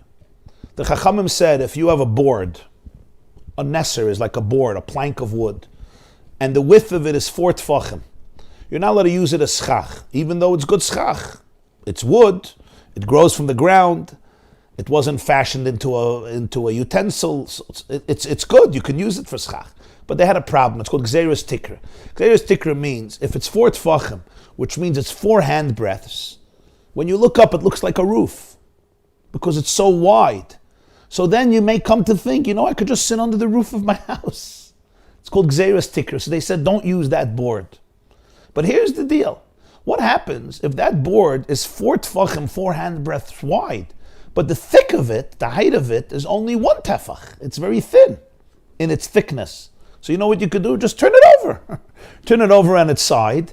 And now the breadth of it is it's very small. It's maybe a half a tefach or 2 tefachim. Right? So the height will be 4 tefachim. That I don't care about. Could you do that or not? So the halacha is that you're not allowed to do it. Why not? Why not? This is a discussion in Sukkah, Daf Yedalad, in Rambam Hilchos Sukkah, in Shulchan Aruch Tafresh Chavtes. You see it in the footnotes, footnote 33, footnote 34. He brings all the sources in the footnote. Why not? The answer is, very interestingly, even though the reason why these boards are not used in Sukkah is because we're afraid that somebody's going to compare it to a roof. But once the Chachamim said that these boards are puzzle, they're disqualified, they become essentially puzzle. And therefore, even if you turn them around in a different direction and the original factor and reason is gone, but because this board became essentially disqualified for schach, it's disqualified under all circumstances. It's called kishpudin shal matches. It becomes like a metal pole, and a metal pole cannot be used for schach. Metals can't be used for schach. You have to use something that grows from the ground and also is not fashioned into a utensil which is susceptible to tumah.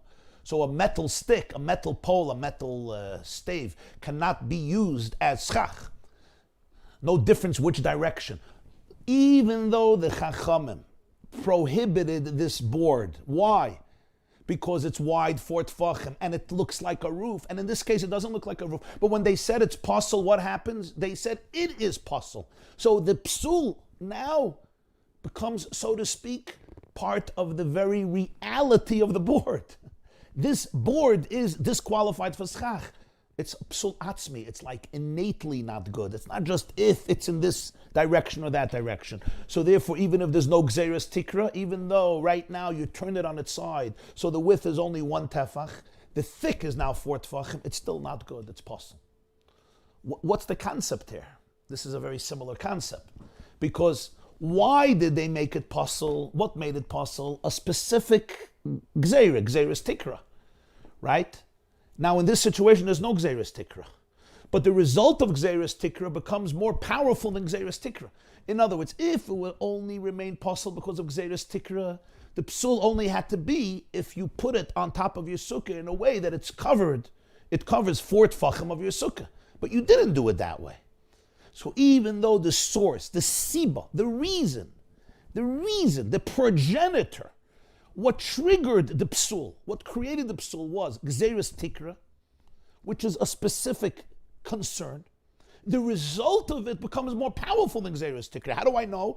Because even in a situation when there's no gzeres tikra, it's still possible. It's a psul atzmi, so the result is more powerful than the siba. Because the result becomes more potent and it's possible even when there's no gzeres tikra. Another example, Beis. Divriach sam soifa yeduim benegei yom tov sheni shel chag hashvuos. Es chamor von andere yom tov sheni shel golius, weil is bei ba nit mitzat sofik wie andere yom tovim, nor hatten sich a koyach shel vadai. Yes, aber chag hashvuos came on the given sofik bei Pesach v'sukkos v'lan kvisi yom chamishim loimen. Und das was man macht shvuos 2 Tage is blois shaloi lachlik b'mayadais. Kommt es, as si bosse the Yom Tov Sheni shel Chag HaShavuos is Yom Tov Sheni shel Pesach v'Sukkos. L'achlik b'mayadus, not a sofik. Es wird aber in Yom Tov Sheni von Shavuos a teuke v'kerch shel vadai mer wie Pesach v'Sukkos. Gewaltige Wort. Chsam Sofer is a Wort. Chsam Sofer shal s'tshuvas Erechayim Simen Kuf Mem Hei. Chsam Sofer wrote this tshuva on Toiv Tammuz Tov Kuf Tzaddik Aleph, the 17th of Tammuz, 1831. He passed away 1839. Chsam Sofer, Reb Moshe Schreiber, was the Rav of Pressburg. Then it was in the Austria-Hungarian Empire. Today it's called Bratislava. Reb Moshe Sofer, Chsam Sofer. And his Shalos Tshuvos are classics in halacha. The Rebbe had an affinity to Shalos Tshuvos Chsam Sofer. He mentioned it pretty often. All of Shalos Chsam Sofer. I'm just saying that parenthetically. What's the story? Some Sofer got a question. There was somebody who was very ill. It was the second day of Shavuos. And he had a wife. They never had children. And he was afraid that if he dies on the second day of Shavuos, she's going to need Yibum. She's going to have to get married. Many of you are learning Mesechta Kinim. She'd have to get married to his brother. The Yavam was far away. So it may not be easy to get chalitza. She may remain an aguna. She won't be able to marry another man. So he wanted to give a get on the second day of Shavuos, but you have to sign a get. You're not allowed to write on Yom Tov. So there was a particular rabbi who tried to find the leniency to do it because it's the second day of Yom Tov and in order to help this woman, in case the husband dies. There was another rabbi who opposed it vehemently, and he felt maybe that he was wrong. And he wrote a letter to the Chsam Sofer. The Chsam Sofer writes a long letter. It's a very, very interesting letter. It's a classic letter, like many letters of the Chsam Sofer. But at the end, he adds one point about Shavuos, literally in the last few lines, but somehow the Rebbe zoomed into that. And he says there's something about Shavuos that's unique.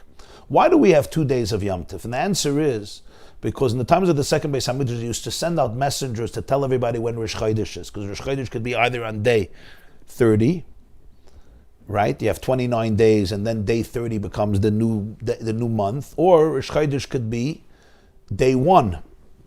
So you have 29, 30, and then day 1 is Rosh Chodesh, and then Pesach would be a day later. So they used to send out messengers to tell the crowd, the Jews all over the diaspora, when Pesach is, when Sukkot is. Now, some places lived far away from Eretz Yisrael, so they didn't get the message. So they had to do Pesach 2 days, because they weren't sure that Pesach started a day earlier. If Rosh Chodesh was a day earlier, that Pesach started a day later. The same is true with Sukkot. By Shavuos, there was never a problem. Why? Because Shavuos is not based on the day of a month. Shavuos is based on 50 days since the counting of the Omer. You count 49 days, and the 50th day you celebrate Shavuos. So Shavuos essentially could be Hey Sivan, Vav Sivan, Zayin Sivan. By the time Rosh Chodesh Sivan came around, by the time Iyar came around, every Jew knew when Pesach was. So they just count 49 days from the second day of Pesach, and the 50th day is Shavuos. So you don't have to know when Rosh Chodesh Sivan was to know when Shavuos is. So essentially, nobody should celebrate 2 days of Shavuos. Everybody, even in the diaspora, should celebrate 1 day of Shavuos. So why do we have 2 days of Shavuos? The answer is, Shalai Lachlek B'Mayadis. The Rambam says in Hilchos Kiddush HaChodesh, chapter 3, the Chazal didn't want to distinguish between the 3 holidays. Pesach in America would be 2 days. Sukkot would be 2 days, in the beginning and at the end. And Shavuos would be 1 day. They said, you know what, let's keep it uniform. So Shavuos will also be 2 days. So the Chassam Sofer says this means that in many ways, Shavuos is more stringent. The second day of Shavuos is more stringent than the second day of Pesach, and the second day of Sukkot, and Simchas Torah, the last day of Sukkot, and the last day of Pesach, Achim Shel Pesach. Why? By Pesach and Sukkot, there's a doubt. Maybe it's Yom Tov, maybe it's not. And because that doubt, the Jews kept 2 days. And today also, Mineg Aviseinu B'Yadeinu, we keep that tradition. Even though today we have a calendar, we don't need these, we don't have the problem. But Shavuos, even in ancient times, why was Shavuos created? Not because there was a doubt. The second day wasn't a doubt. We know for sure it's not Shavuos. The reason is not to distinguish between other holidays. In other words, it's not because of a doubt. It's because of a vaday. The Chachamim say there's no doubt here. We know it's not Shavuos. It's a vaday. In order not to distinguish between Shavuos and other holidays, we are establishing that the second day of Shavuos should be kept as a Yom Tov. Chachamim Sofer says it has a koyach of vaday, not of suffix, because there was never a suffix by Shavuos. It's the Chachamim said initially, it's not because you don't know you're in limbos, 50 yeah, 50 not, so we don't take chances. No, Shavuos, we don't have to not take chances. It's not Shavuos. So why is it Shavuos? Because the Chachamim said we're making a Yom Tov, like Chanukah, like Purim, a Yom Tov. We're making a Yom Tov. So we have here an interesting phenomenon. The reason we celebrate the second day of Shavuos is because of Pesach and Sukkot. And why do we celebrate the second day of Pesach and Sukkot? Because of a doubt. And that's what triggers, that's what creates, that's what generates the second day of Shavuos. But once the student, Shavuos is the offspring, Shavuos is the result, but the result becomes more powerful than the source. Because Shavuos has something that Pesach and Sukkot doesn't have. It has the toikif, it has the potency of vaday, of certainty. Here we have examples how that which is born from the cause, from the source, gains power and forcefulness that doesn't exist in the source. And that's the concept that we have here in this carbon. These 7 birds were all born out of doubt, out of suffix, out of a mess, out of a situation that cripples us. It's because we don't know, we're confused. And yet the confusion, like the death of the sheep, doesn't just interrupt the process. It creates a new identity that goes back to the original obligation. And that original obligation was an absolute certainty, so that the result is more powerful than the source. The Chevra understand, your typhus.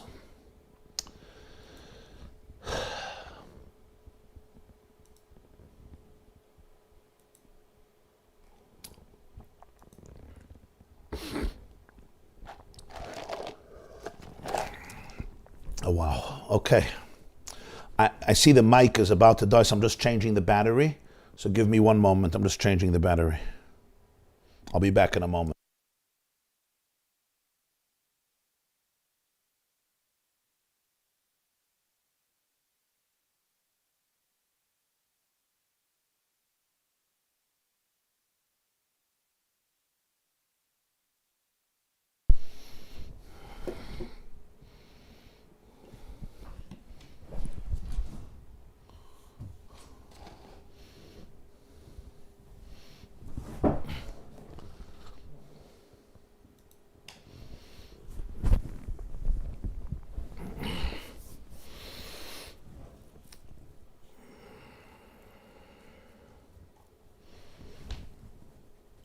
I'll give an example from another realm, the realm of psychology.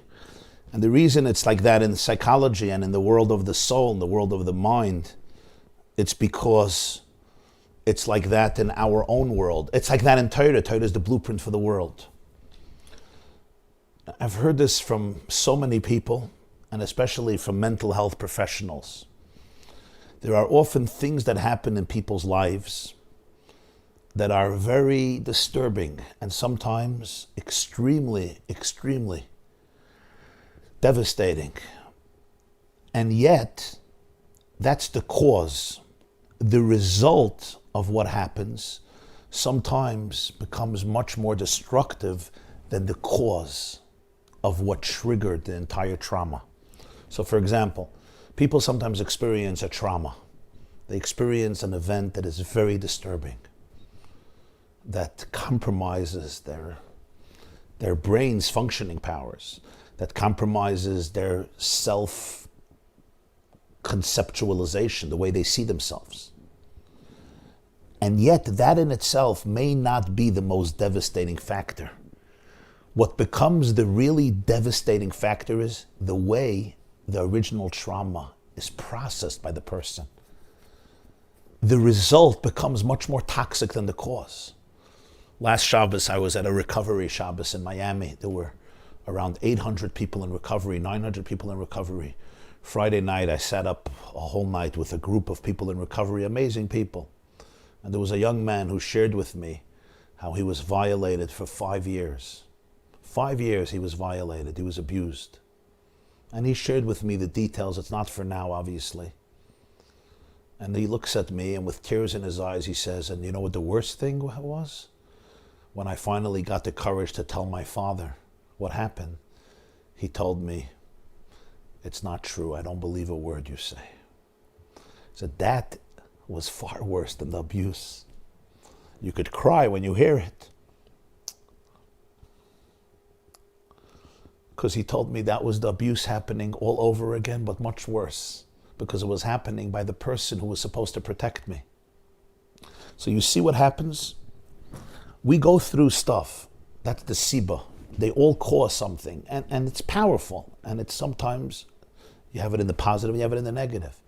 But the mesuvav, what happens as a result of that, that's where the biggest power sometimes lay. The way I processed it, not what happened, but what I'm telling myself till today. Trauma is not what happened. Trauma is what's happening right now in my body. It's stuck in my body. How did I process it then? How do I process it today? How did the people around me process it? What was the message I got from the people when I shared with them this story?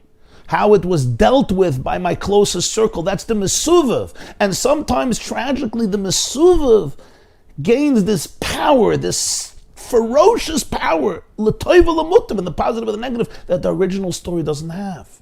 The reason it's like that in psychology is because it's like that in the soul. It's because it's like that in Torah, and that's what we're learning here. There's the original voice, there's the original sound, and then there's the 7 sounds. And those 7 sounds all come from that original sound. And in the middle there was a death. It should have weakened it. No. Sometimes the mesuvav is much stronger than the sibba. You have to be aware of these things. We have to be aware of the power of the result.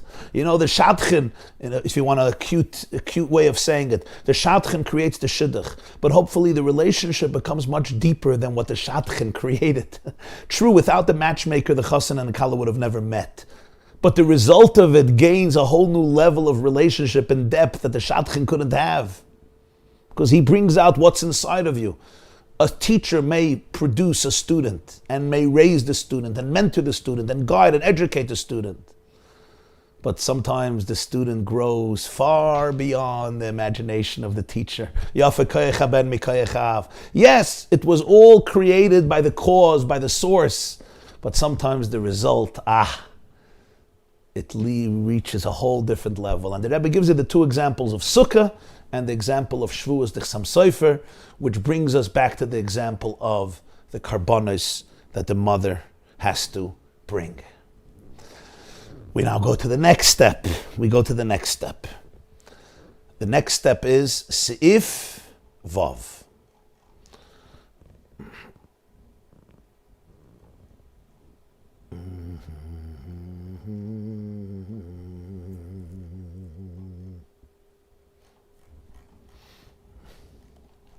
Se'ivav,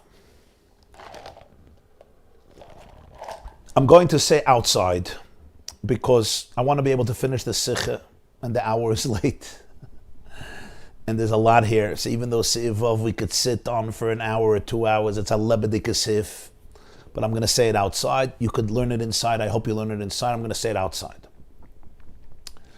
Based on all this, we'll now understand that there's also the other side of it. Rabbi Yeshua is not just explaining the karbonos of the mother. He's also explaining the uniqueness of the sheep that died. As we said, the Mishnah is not here to explain interesting natural phenomena about how you make instruments, even though it's amazing, and what happens when the ram dies. He's also explaining a halachic idea. And one of them may be the following scenario, fascinating scenario. And this is what the Lubavitcher Rebbe explains. There's a halacha. It's discussed at length in Mesechta Avodah Daf Mem Vav, Daf Mem Zayin. It's discussed in Rambam. In Hilchis Isurei Mizbeach, it's discussed. It's a mission in Tmura Daf Chav Ches. Here's the issue. If somebody worships something as a deity, as a god, it becomes forbidden to benefit from. Asur b'hana. But what happens if it's something that a person doesn't affect? It's something that's natural, and you didn't change it around. It's not like a statue that you build. You sculpture a statue and you worship it. Let's say you decide to worship an animal. Yeah? There's a sheep, like the Hindus, the old ancient Egyptians, you have a sheep and you worship the sheep. You bow down to the sheep. You believe for whatever reason that your sheep is God. What's the halacha? The halacha is that the sheep does not become forbidden to eat or forbidden to have anah because it's a natural sheep. You didn't change actually the sheep. It's not like you slaughtered the sheep for Avodah Zarah. You did not. The sheep is alive. You just worship it.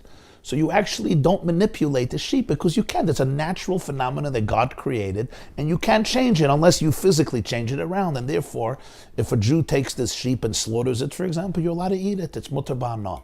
You're not allowed to bring this sheep as a carbon. We learn out from Sukkim that when it comes to Gavai, when it comes to the Beis HaMikdash, a sheep that was worshipped, even though it's alive, it's posel mizbeach. You're not allowed to use it for the altar. Now here's an interesting question that the Gemara raises in Avodah Zarah Daf Mem Vav. The question is as follows: Yesh shinui lenevad or ain't shinui lenevad?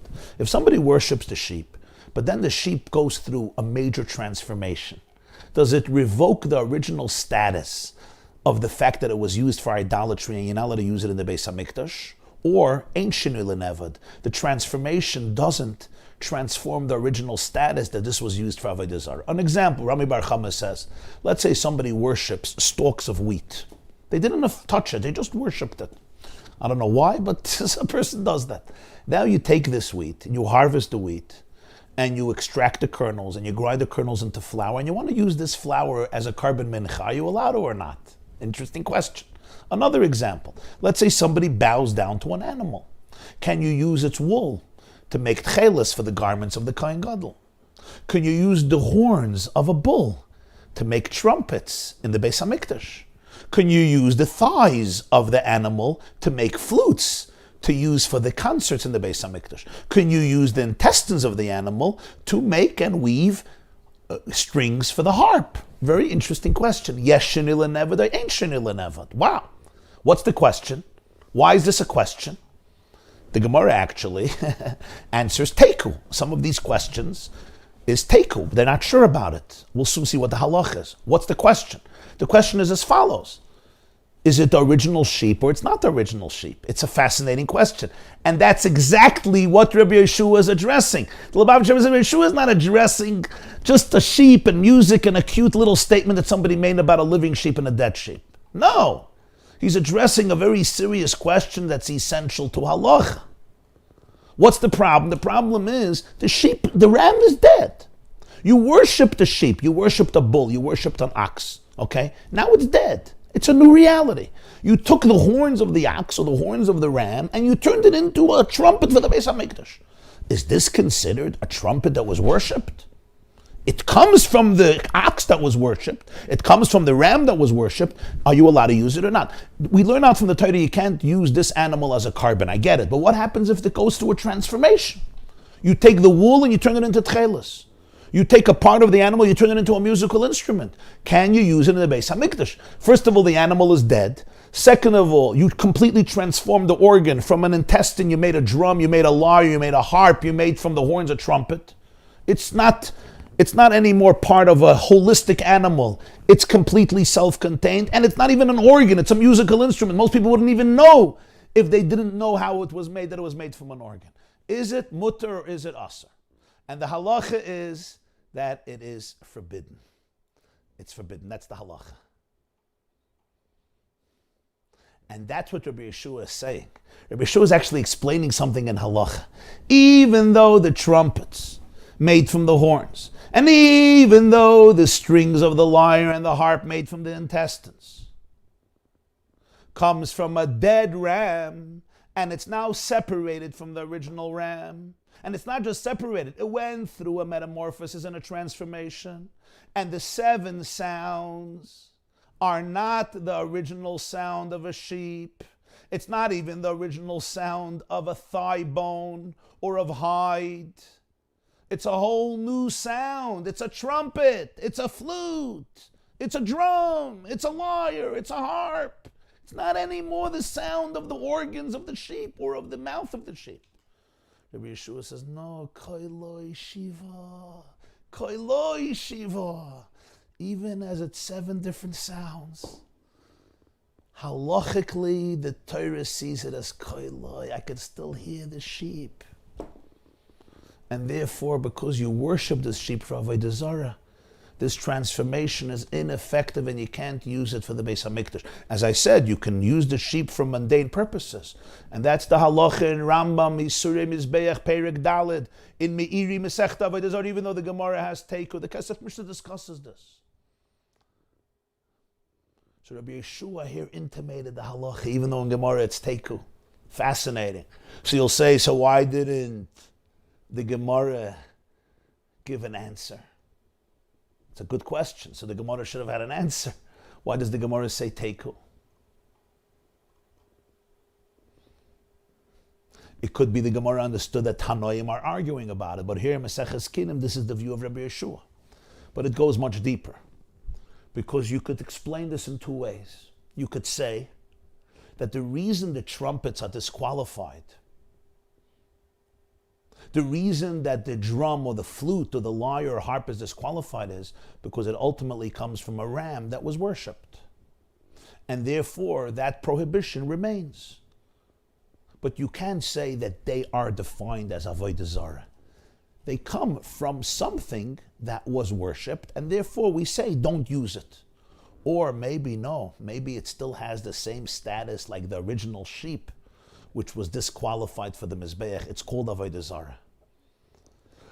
And that's what we see from the Rambam. The Rambam's language in Hilchos Isurim Mizbeach is, he quotes it in 50, footnote 50, that if somebody bows down to an animal, just as the animal is disqualified for the altar, the wool is disqualified for the Bigdei Kohuna, the horns are disqualified for trumpets, Hakol Pasel. When the Rambam uses the word Keshem Kach, Keshem Shenifsel Al Mizbeach, Kach Tzemer Shel Apostel LeBigdei Kohuna, V'Karneh Psulun LeChatzotzos Hakol Pasel. The Keshem Kach, the Rambam is trying to say something. You could have just said you're not allowed to use the wool, you're not allowed to use the horns. The Rambam is trying to say it's the same geder like the original animal. Just like the original animal is disqualified for the Mizbech because it was worshipped as an idolatry, so you can't use it for a carbon. It's for Hashem. So the same is true when you want to use the wool for Bigdei Kohuna, and you want to use the horns for trumpets, and you want to use the hide for a drum, and you want to use the intestines for the thighs for flutes, and the intestines for a lyre and a harp. It has the same geder. It's the geder of Avodah Zarah. And the difference would be that the Isur is an Isur D'Oraisa. It's not just an Isur D'Rabbanan. According to the first version, it's a new reality. Just the rabbis say, since it comes from this sheep, don't use it. According to the second, according to the second way of learning it, it's prohibited min HaTorah. It's a biblical prohibition because this was worshipped, even though now it's a trumpet. This is Rabbi Yeshua's Chiddush. Zeu she'amru k'shehu chai. The halacha in the Mishnah by Kinim explains to me what they said. Who's they? They is not just some quotable quoter in the world. they represents also the hashkafa of the Chachamim. That they said that the sheep, when it's alive, it has one voice, one sound. And when it dies, it's the same sound, manifested in 7 different sounds. It's the same sound. It's the same keves. And therefore, if it was used for Avodah Zarah, the Chalilin and the Beis HaMikdash have a gedder for Avodah Zarah. The HaTorah says you're not allowed to use them. And that's the Chiddush of the Rambam in Hilchos Yisurim Mizbeach Perek Daled. Perek Daled, Halacha Zayin. And this needs an explanation, and that's the explanation. Just like by Kinim, even though what triggered the obligation was a suffix, the woman and the kohen don't know what happened. Nonetheless, the new obligations, the new 7 birds, have the same status as the original 4 birds. It's the same voice, like the original voice, like the original sound of the sheep. The same is true when the sheep is used for Avodah Zarah, even though the horns and the thighs and the intestines went through a major metamorphosis and they became a new entity. And you can't say that they should be disqualified for the altar. Like originally they were part of a sheep that was worshipped. They're not part of this sheep anymore. First of all, the sheep is dead. Second of all, they were detached from the sheep. Third of all, they went through a transformation. You don't even recognize the connection. We say, Kishahu meis koiloi shiva. It's the same koil, it's the same keves expressed in 7 different instruments. Or like we said before, by sukkah, those boards that are wide 4 tfachim have a psul atzmi. They essentially become disqualified for the sukkah, not just because gzeiras tikra. It becomes an innate quality. Each one of these organs becomes essentially avodah zarah. It has a psul atzmi. And therefore, even now when it was detached, it continues it maintains and retains that very same status. Kishpudin shel avodah zarah. It's like the sukkah, we say shpudin shel matchas, it became metal. They became like shpudin shel avodah zarah. The name avodah zarah, nevad, and the Isra and the Beis HaMikdash becomes the very status of the horns and the thighs and the flutes and the thighs and the intestines. Why? That's the chiddush of koilei shiva. You could say the source is the sheep. I'm just a weak copy of it and now I'm detached. No, you're a direct continuum of it. That's what we see by Kinim. And here too, the Isra of Avodah Zarah, it becomes part of their very identity. And therefore you can't use it in the Beis HaMikdash, even min HaTorah. Now we'll understand why the Mishnah has to talk about the Amei Haaretz and the Ziknei Torah. This is Siv Zayin.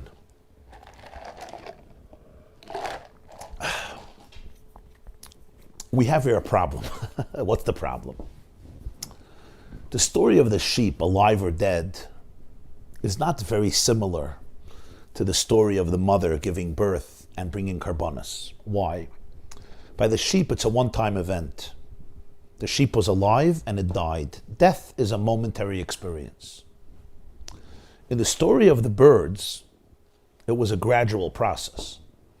And there's many different scenarios.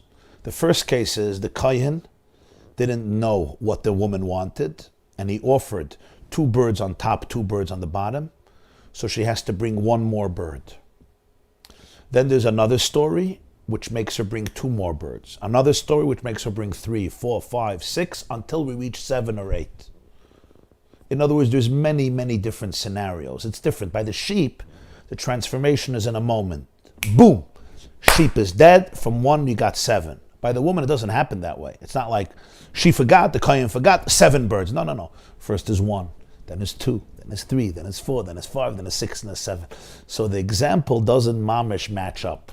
It's a good example, generally speaking, because the sheep went through a transformation from life to death, and yet the sounds increased 7-fold, just like here. There was a problem and a doubt and a mess, and the offerings increase all the way to number 7. But you can't compare it because here there's so many levels. You get from 1 to 7, takes a long time. There's different scenarios in the Mishnah. So the Mishnah says, let me bring another example. Reb Shimon ben Akashi says, take a look at elderly people who are Amei Haaretz, who are completely ignorant. They did not spend their life with Torah. The older they get, the more confused they get. Ziknei Torah kol zman. The older they get, the more settled they become. This is not something that happens in one moment. You don't get old in a single instant. It's not like death. Sheep is alive, the sheep is dead. This is a process. Aging is a process. It doesn't happen in a moment. Kol zman. It's a process, and it's gradual. A person gets older, a person gets weaker. So that's a much more accurate example in this sense, that as we get older, our bodies change, our brains change, and therefore our level of perceptiveness, our mental capacity, our intellectual capacity, our cerebral capacities, they all go through a transformation. And that's why the Mishnah has to first speak about Ziknei Amei Haaretz before Ziknei Talmidei Chachamim, because Reb Shimon ben Akashi is telling us something. He's telling us when people get old, their bodies change. Their brains change. That's why the Amei Haaretz, the older they get, the weaker they get, including in their mental capacity. The Talmid Chacham also goes through this change. He also gets older. She also gets older. And naturally, the brain should get weaker and weaker, as we see by Ziknei Amei Haaretz. They're just responding to the natural process of aging. And yet, we see a unique phenomenon, that by a Talmid Chacham, the older they get, the wiser they get, the deeper they get, the more settled they become. What happens? You would think they're Talmidei Chachamim. So maybe spare them the terrible aging process. Let their intellectual capacity remain intact. Unlike the Ziknei Amei Haaretz, right? Who become confused. But here we say something much deeper than that.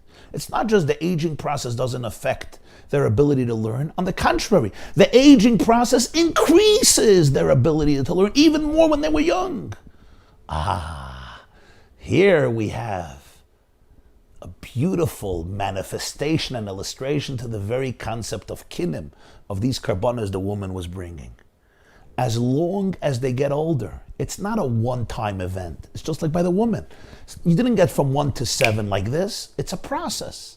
Every day I get a little older. I get a little weaker.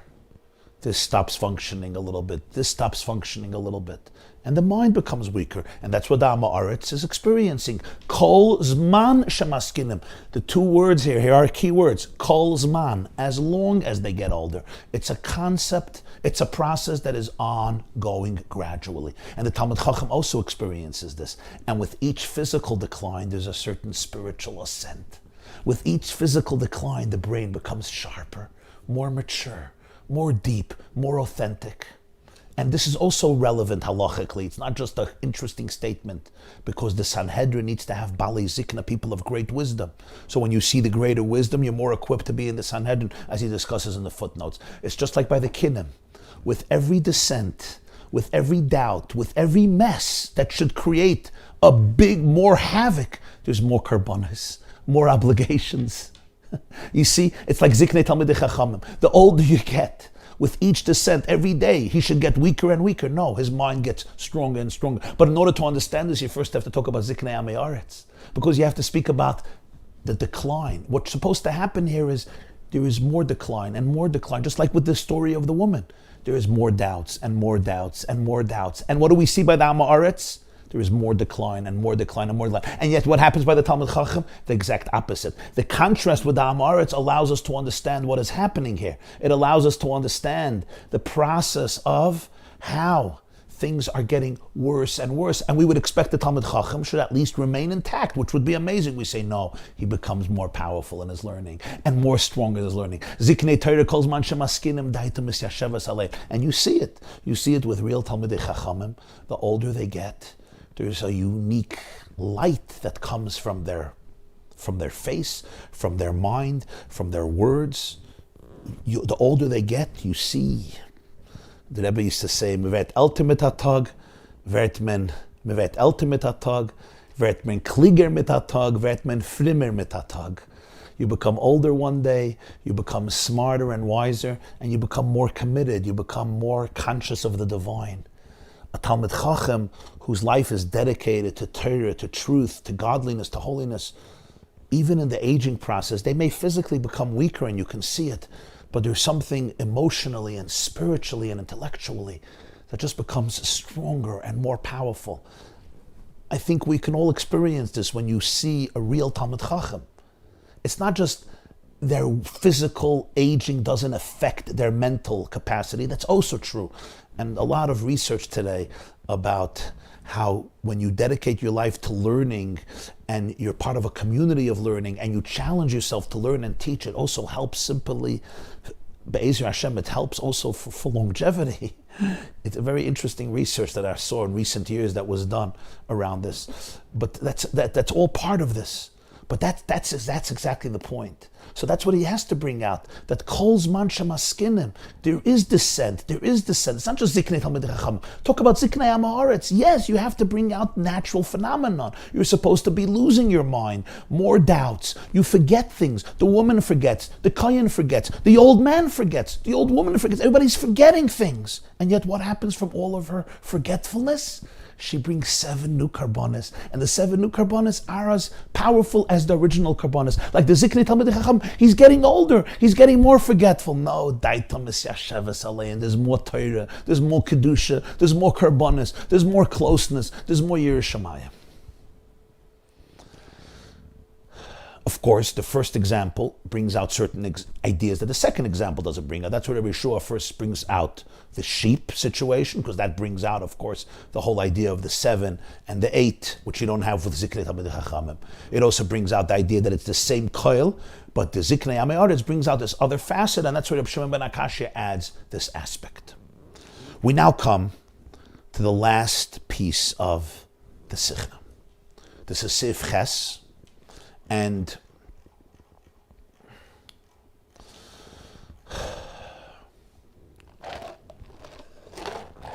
this concludes the whole conversation. The Sicha now goes from the Nigla to the Nister, from the halachic to the hashkafic, from the practical components of Jewish law to the exploration of the spiritual, emotional, psychological, and historical deeper dimensions that are being conveyed here in the Mishnah. And this is Sif Ches. I'm going to read this inside. Ches. Der Biur bepnimi sanyanam und der Biur hashaychus Rabbi Yeshua dafke vastam kinim Rabbi Yeshua. Why Rabbi Yeshua? And what's the explanation on a deeper level? And the Gemara says in Zvachim Samach Zayin that the Mishnahs in Kinim, unless a name is specified, it comes from Rabbi Yeshua. So this is Rabbi Yeshua's baby, so to speak. Seder Kotchem weiß bechlal if Eden was an Agoy Kaddish. Euch die Chulin Zehre is a chelik von Kotchem. Euch Mesechta Chulin is a chelik von Seder Kotchem. Wow. Seder Kotchem is the section of Shas, of Mishnah, that deals with karbonis, holiness. There's a tractate called Chulin, which means the mundane, which deals with regular animals that we eat on a daily basis. They're not offered in the Beis HaMikdash. Comes the Rebbe and says, where's Mesechta Chulin? It's in Seder Kotchem. That's a Jew. Every Jew is part of Goy Kaddish. We're a holy people. The Chulin of a Jew is also Kotchem. Chulin is also a din in Kotchem. Mesechta Chulin of your life is part of Kotchem. There's no Chulin that's divorced from Kotchem. By a Jew, everything is Kedusha. Seder Kotchem captures the mission statement of Am Yisrael, Goy Kaddish. We are a holy, sacred people. We are sensitive to holiness. We are holy. Our job is to reveal the holiness, to cultivate a life of holiness, and to fill the world with holiness, beginning with our hearts, our brains, our homes, our families, our communities. And even the Chulin, every one of our lives has Chulin. It has a lot of mundaneness, mundane parts. It's all part of Kotchem. It's all part of Kedusha. There's no separateness. Besium Seder Kotchem. At the end of Kotchem is memavai dem inyan hayoyledes was weist of the Geula von Yidden ki yadu as der Golus is nimshali ibur the Geula leidev is steht in Nevuas haGeula chala gam yolda tzion es banau. As we come to the conclusion of Kotchem, it's the conclusion of the Jewish journey of filling the world with holiness. we come to the last theme of Kachim, a woman who gives birth to a baby or babies, which represents redemptiveness. Exile is compared to pregnancy, redemptiveness, redemption is compared to birth, as the Nevuah compares Geula to the mother giving birth. By Yetzias Mitzrayim as well, Yecheskel chapter 16, we say it in the Haggadah, the Exodus of Egypt was compared to birth, and the future Geula is compared to birth. Is Rabbi Yeshua Messiah, v'choisim u'mevayer, v'yazoi halt men ois bizman agolus, und men kommt zum Inyan ha'yeledes Geula. Zeu shomru k'sho chai kole yechud k'sho meis kole shiva. Steht in Medrash. Adrianus Omar le Rabbi Yeshua. G'doylo hakeves hoimedes ben shivim ze'evim Omar le gadol hu aroya shematzilo v'shoimra v'shoivrim lefana. Was auf dem ist der Scheile. Bishleim wenn in sein Namatze von keves chai. Was bechlal das wenn es ist chai. In Eden de Madrege von da was Avram Yitzchak ve Yaakov is moving was aroya shoimra. The Eden was eine Madrege keves chai. B'shah sobek shehu meis. Die Madreges von der Ovis ist nicht mehr begilien, es werden neue 7 besondere Keules, was eine nittende Tage von Keule Yechid von der Ovis. Mis chalukim ze mize. In verschiedene Sugim, wie es bei se der Roye Shoimra. Auf dem sagt Rabbi Yeshua, shehu meis Keule Shiva. Wie sagt der Medrash geffen mit Mitzrayim Tasiyah, Mahagefen Ichayev v'Neshanes Aleitzim Meisim, Kach Yisrael heim Chayim v'Kayomim v'Nishonim al HaMeisim Eloavis. Das heißt, das, was es wird, Keule Shiva, 7 besondere Suggen bei Jeden, i das nicht kein besondere Metzies Legamri, das ist verbunden und Chai nimmt sich von Keuloi. Der Keul von dem Keves Chai die Ovois, was sie sind in die Ovois von alle und von jeder Jeden. Punkt wie bei der Ovis ist gewähnt der Keule Echad Lavinu Shabashamayim, also das euch in alle 7 besondere Keules, als wie sie stehen als 7 Chalukim Adreges in Avodas Hashem, ist bei sie da in sie Metzies der Keule Echad Lavinu Shabashamayim. In jederen von der Shiva Keules ist da der Akel Kel Yaakov, was peilt, als ein Yedei Esav Sheltes Haraya Shemra. Und das ist der Bishor Madrish Shor Meis Keule Shiva. Das, was alle Shiva Chilukim Adreges im Chaim V'Kayamim, kommt das durch Shor Meis, was Neshanan ala Meisim Elu Ha'avis. Let me explain. Rabbi Yeshua at the end of Kachim tells us, how do we endure through exile?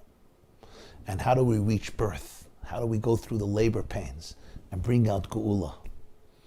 And that's what he finishes with. So the whole Kachim is the journey of Klal Yisrael to Kedusha, to fill our lives, to fill the world with Kedusha. Even our Chulin is also Kachim. Mesechta Chulin is Kachim. At the end comes the birth. That's Mesechta Kinim. But in birth there can be confusion. That's Kinim. And Rabbi Yeshua, who lived through the Beis HaMikdash, lived through Galus, but sang, he was the Levi.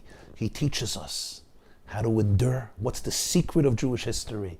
How do we endure Galus, and how do we come to the birth? It's interesting, the Gemara says, as I said, Rabbi Yeshua was the great fierce debater against the Gentiles. He's the one who kept up the Jewish pride, the Jewish dignity. He didn't let the Jews surrender to mediocrity, surrender to depression, surrender to fear, surrender to spinelessness. He was ready to debate everybody and show Torah is emes and God is true and mitzvahs are true and Yiddishkeit is true and Matan Torah is true. If you ever learned the Sugi in B'chaydes, his debates with the sages of Athens, they're trying to delegitimize Judaism, delegitimize Torah. B'chaydes Davches, you learn the Maharsha over there, the Maharal's explanation. The Vilna Gaon wrote a sefer on those debates.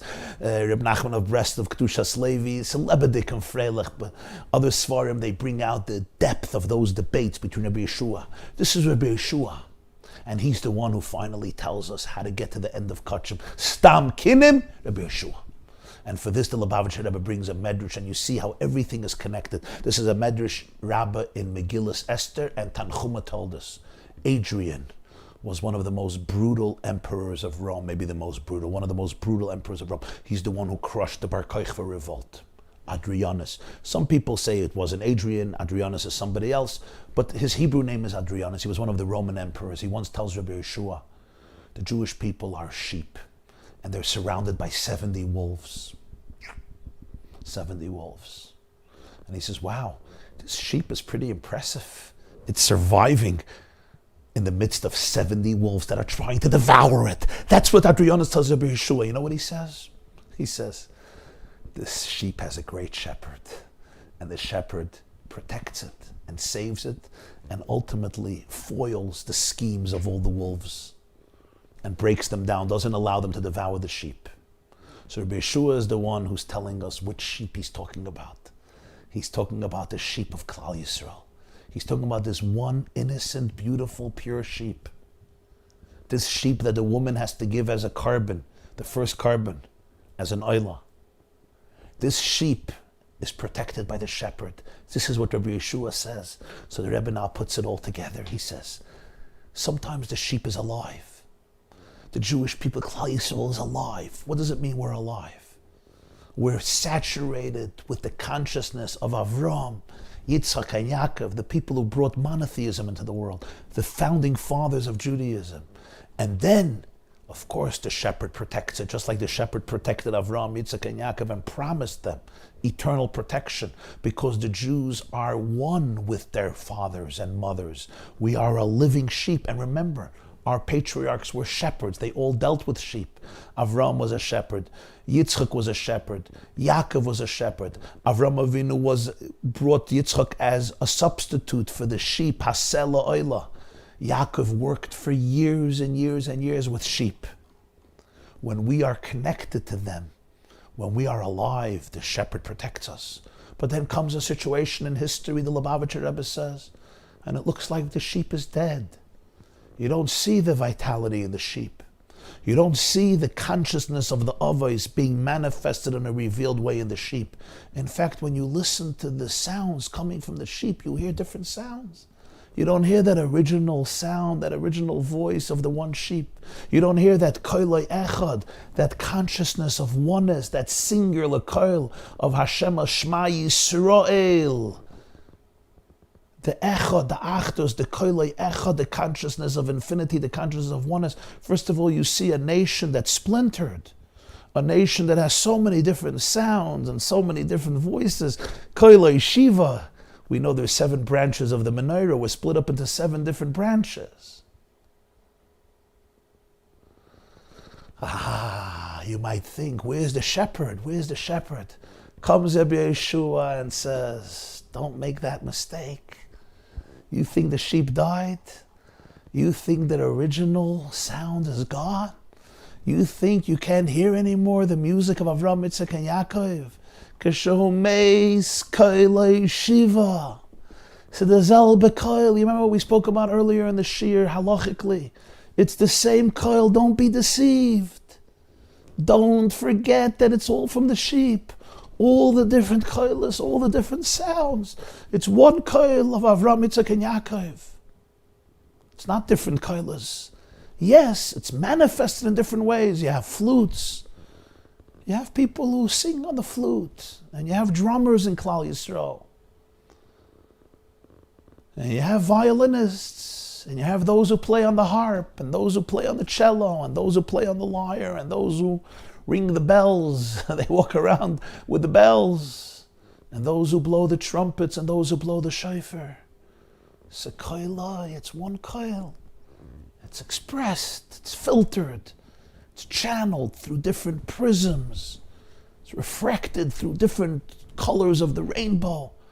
But it's coming from one sun, from one source of light. And on this there's a medrash. It says in Tehillim, Gefen mimitzrayim tasiya. You took out the vine from Egypt. The Jews are called the vine. So the medrash says when you look at a vine, you wrap the clusters of grapes around dead trees. You take trees that are dead or dead wood, and you need them to hold up the vines.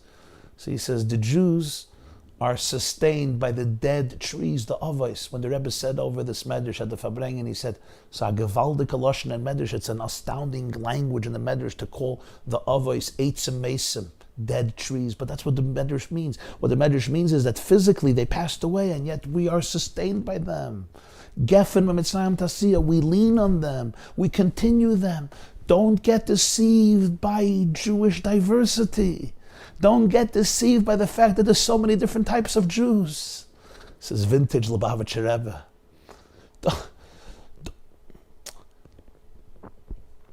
Don't get deceived by the fact that there's so many different types of people. Don't get deceived by all the voices inside of you, right? We all have a lot of voices. We all have a lot of conflicts. It's all one coil. You are a conduit of oneness. You are a conduit for oneness. You are an ambassador of infinity.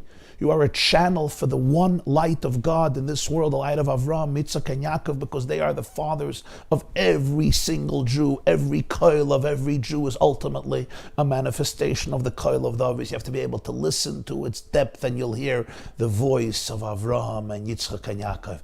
They had one koil because they were connected to oneness, to their Father in heaven. And all the 7 voices in Klal Yisrael, with 7 different levels in Avodas Hashem, 7 branches of the menorah. If you listen carefully, you'll hear it's koiloi echad. In every Jew's koil, there's a koil Yaakov.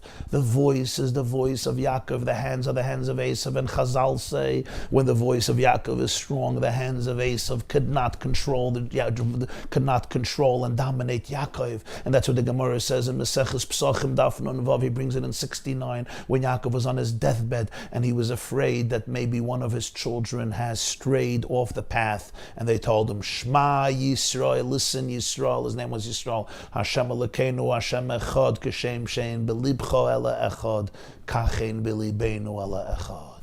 Just as in your heart is Echad, and our heart is Echad. What are they telling him? We know that we have so many different sounds, so many different voices.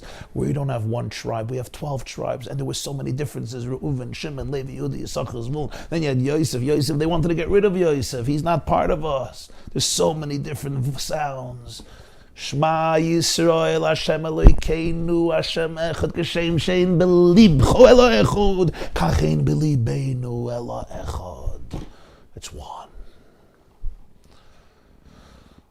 We're not disconnected from our parents. We're not disconnected from our grandparents. We're not disconnected from our fathers, our mothers, our bubbas, our sayyidis, all the way back hundreds and thousands of years to Avram, Yitzchak, and Yaakov. We know in epigenetics our genes carry all of their experiences. It doesn't only carry the trauma of the past, it carries the faith and the resilience and the mesiras nefesh and the wisdom and the perceptiveness and the kindness and the love and the compassion and the commitment and the loyalty and the dedication and the depth and the truthfulness and the authenticity and the integrity and the purity of every Jew who ever lived.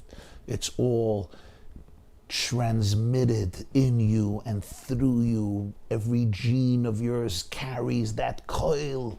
Yes, it may be expressed in different ways, but it's koiloi shiva. Kasho chai koiloi echad, kasho meis koiloi shiva. That's what Rabbi Yeshua is telling us at the end of Seder Kachim. How you have to view yourself, how you have to view the Jewish people, how you have to be able to look deep into your voice, listen to your voice, listen to the sound coming from you, and you'll see that what you're really searching for and what you're really trying to express is the koiloi echad of Avram, Yitzchak, and Yaakov. Now comes the last sif in the Shaila. The Rebbe says, wait. So the shepherd is protecting the sheep. Yes, you may think the sheep is dead, but trust me, the sheep is as alive as it gets. It's just a different type of life. It's continuing the life of the sheep in a different way, the life of Ram, Yitzchak, and Yaakov, and therefore the shepherd protects it, as Rabbi Yeshua told to Adrianus Caesar, to Adrian the Roman emperor. But how long is the shepherd going to keep it among 70 wolves? How long does the sheep have to remain so vulnerable? How long is the gullahs going to be? So the Mishnah continues, Reb Shimon ben Akashya says, Ziknei Talmidei Chachamim, the older they get, the wiser they get, the better they get. That's the end of the Mishnah. It's not like God is just trying to torture Jews in Galus. Chas v'shalom. Ziknei Talmidei Chachamim. Wow. Such a powerful word. Every year that the Jews live through history, they become so much wiser, so much deeper, so much more powerful, so much more authentic. You know, we always talk about Yeridas Hadoros. You know, the generations go down, and in some ways they go down, but they also go up. Ziknei Talmidei Chachamim, the older they get, Daitem Yashavas Alein. There's something about the Jewish people today. The Rebbe would always see this and talk about this. Something about the Jewish people today that is so beautiful, so pure, so refined. And if you don't see it, it's because you're Ziknei Amei Aretz. If you're Ziknei Talmidei Chachamim, you see it everywhere. Daitem Yashavas Alein. And that's what happened by Yetzias Mitzrayim. Maybe the Jews wanted to go out earlier. They said, let's go out without all of the wealth. But Hashem said, no, I want you to go out with all the wealth. I want you to go out with all the sparks that are in Gullus. I want you to go out, as the Navi Yeshaya says, with all the silver and all the gold. I want you to take out all of the sparks from the world and from yourself so that the Geula should be complete. And that's why the Gullus continues, because with each day there's much more experience and much more wisdom. But then the Rebbe says, but now we have already reached the full height, we've reached the full aging, full maturity. L'chol hadayas, we have reached ripe old age. We don't have to stay anymore in Gullus. We're ready. He says, even if you want to tell me that you need another few seconds in Gullus to get more experience and more wisdom, may God forget all of these calculations. Even though Hashem doesn't forget anything. It says, Ein shichicha lefnechi seich v'edecha. There's no forgetfulness in front of God's throne. He says that's true, but the whole exile is lower than God's throne. The whole exile is an aberration. Exile is associated with forgetfulness. So when it comes to forgetting exile, it's exactly the right thing to do. And Hashem shouldn't create nigolin miyad, an immediate redemption in our own days, in our own times, lamata ma'asaret tfachim, down here below 10 cubits, al yedei Mashiach tzedkenu, through Mashiach tzedkenu, because the old age has been achieved. Jews have been so many years in Galus. We have been through so much. He says, L'chol hadayis, we have reached the zitnei b'dei chachamim. The sparks have been elevated and sublimated, and now we are ready for a geula shleima. May it be, as he says, nigolin miyad, an immediate redemption, as the Rambam puts it in Hilchos Tshuva Perek Zayin. Umiyad hey nigolin l'matim asar tzvachim ayedei Mashiach tzidkenu.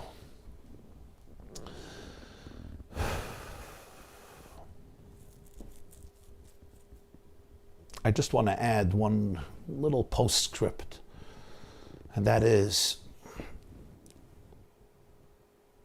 I heard this a few years ago from the brother of the deceased. This Sicha was said Chaf of Tavshin Lamed Zayin. 3 days earlier, a young woman passed away, Alta Shula Schwartz, Nie Deitch. She was a daughter of Reb Shalom Yeshaya Deitch, Zechrona Levrocha, from the famous Russian Chabad legendary Deitch family, known for their love and kindness and powerful Jewish hearts. And Alta Shula, who was married to Reb Shlomo Schwartz, also known as Schwartzy, Zechrona Levrocha. They were shluchim in California, UCLA. And this was in 1977. Alta Shula was a young woman, a wife, a mother.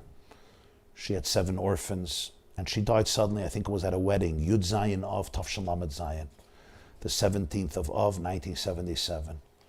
She left 7 young babies, young children. And 3 days later was the Fabring in Chafov for the Rebbe's father's yahrzeit. And the Siyum the Rebbe made on the whole Seder Kachim and Mesechta Kinim. But as you may have realized, the theme is that as the sheep dies, the one voice, the one sound, is transformed into 7. This woman, Alta Shula Schwartz, Nie Deitch, passed away. She left 7 children, each one a gem in their own way. I have the privilege of knowing many of her children, some of her grandchildren, well, and indeed, her koil, her voice, her passion, her faith, her mesiras nefesh, her wisdom, her kindness continues, and it continues to grow like Ziknei Talmidei Chachamim through her loved ones, as is true with all of our loved ones who have passed on. And the voices, the sounds of the original sheep of Avraham, Yitzchak, and Yaakov, of our fathers and mothers, continue through us. And not just continue, they grow. They acquire much more depth and much more power and much more potency. A few years later, her sister passed away at a very young age. Her name was Rachaleah, Mrs. Rachaleah Schusterman, who was married then to Reb Gershon, so sein gesund. They were shluchim in Long Beach, California. She also passed away suddenly. This was in 1986. Alter Shula passed away, Yud Zayin of Tavshin Lamed Zayin. Mrs. Schusterman passed away, I think Daled Nissen Tavshin Mem Vav, if I'm not mistaken, 1986.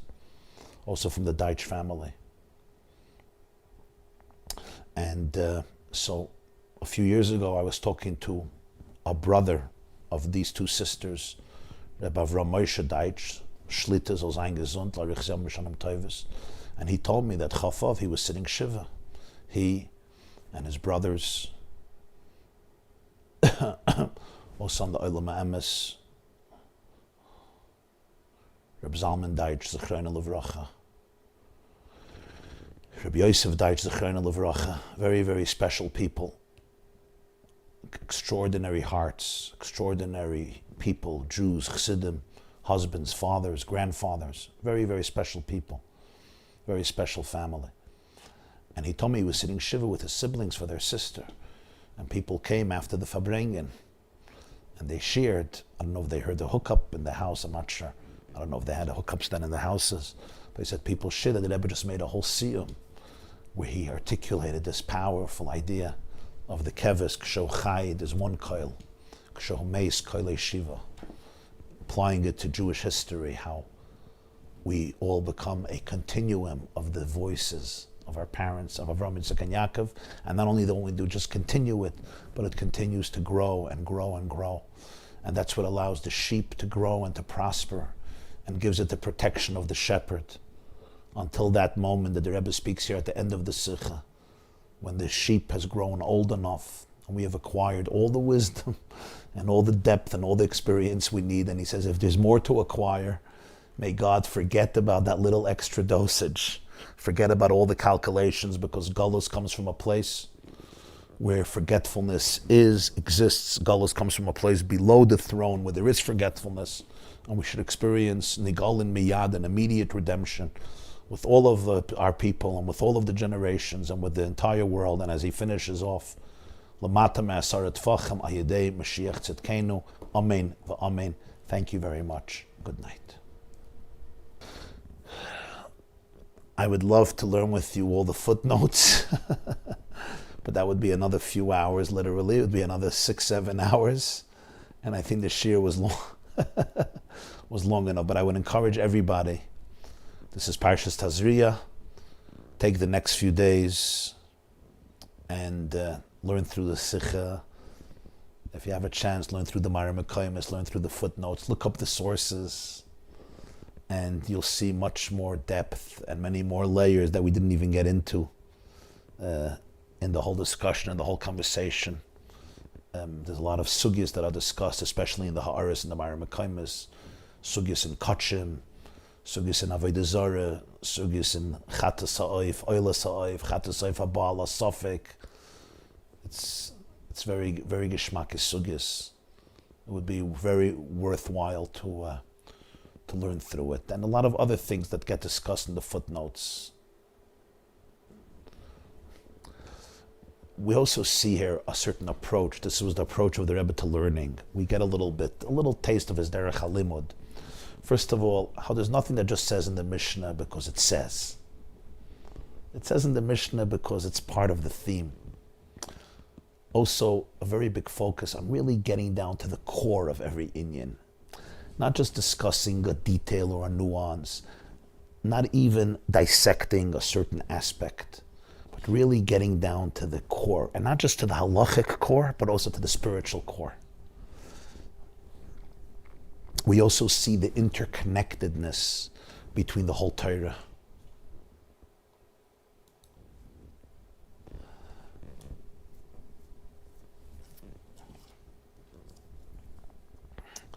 I just want to add, I don't know that anybody knows for sure why the Rebbe gave the siyum, and if the siyum was connected to the event I spoke about. It was just something that people felt, and they speculated about, and they shared it, so I just felt it would be appropriate to give it over. But somebody asks me if I have a source connecting it, I don't know. I can't say that this is the reason. The Rebbe didn't explain why he's giving this siyum. He explained the reason he's giving the siyum because he was talking about karbonis and parad, whatever. It's a whole sicha, but in terms of was it connected to this event, it's very hard for me to know. I'm certainly not in the position to be able to answer that, but it was certainly quite moving and fascinating and certainly very comforting on some level during such a tragedy to be able to hear this message from the Rebbe at the time. So I just felt it was appropriate to share. And also, one of the children of Alter Shula is an old friend of mine. We grew up together, he's a classmate of mine. And years ago he said, this Sicha that the Rebbe said in the middle of the Shiva for his mother, he was 5 years old at the time. But he said this Sicha is a very, very complex and nuanced Sicha. And he hopes one day that I should learn and teach the Sicha in a thorough way so he should be able to really appreciate it. So that's what we did tonight. And I felt it was just appropriate to add this last postscript about the time that the Rebbe said this Sicha. Somebody sent me a photo a few years ago of, there was a store on Kingston Avenue. It was called Essen Bench. Today, I think Mendy's is there. There's a store, Mendy's, Kingston, right across from 77. It's called Essen Bench. Essen Bench. It was like a deli. You buy hot dogs and mustard. And somebody sent me a picture in the middle of the night. My father, Olav Shalom, standing in front of Essen Bench, sipping a drink, or somebody else near him is sipping a drink, and he's talking to some people. And it's just a beautiful picture.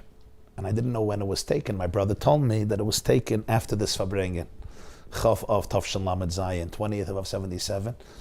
It looks like, I think it was taken around, 1 or 2 or 2:30 in the morning. It was a long Fabrengen. So after the Fabrengen, people would go out and buy a drink and shmooze. The streets was full. The streets were full with people.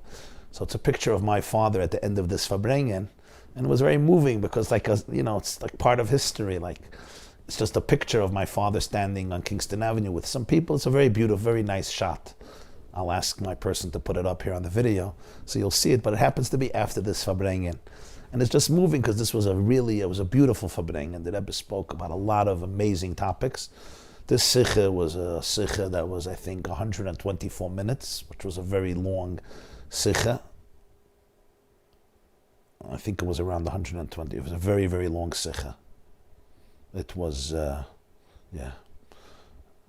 think more than 2 hours. I think so. I have to check it up. But it was a very long Sicha, extremely long. The Sicha Kinim. It was the Rebbe said that, and then he continued it. Parshas Eikev, Parshas Re'eh. It was a very, very long Sicha. It was a Hadran on Kotchim. It was a Sicha on Kotchim. The Rebbe was making for his father's yard site. So this was just one Sicha from that Fabrengen. It was a Fabrengen rich with a lot of discussions and a lot of sugyas and halacha and Gemara and Parshas Hashavua and in Nigla and in Nister and in Rambam and in Shas and in Poskim and different contemporary elements in Jewish life. But this was one of the crown jewels of that Fabrengen, the Siyum on Mesechta Kinim in Likkutei Sichos Parshas Tazria. Thank you.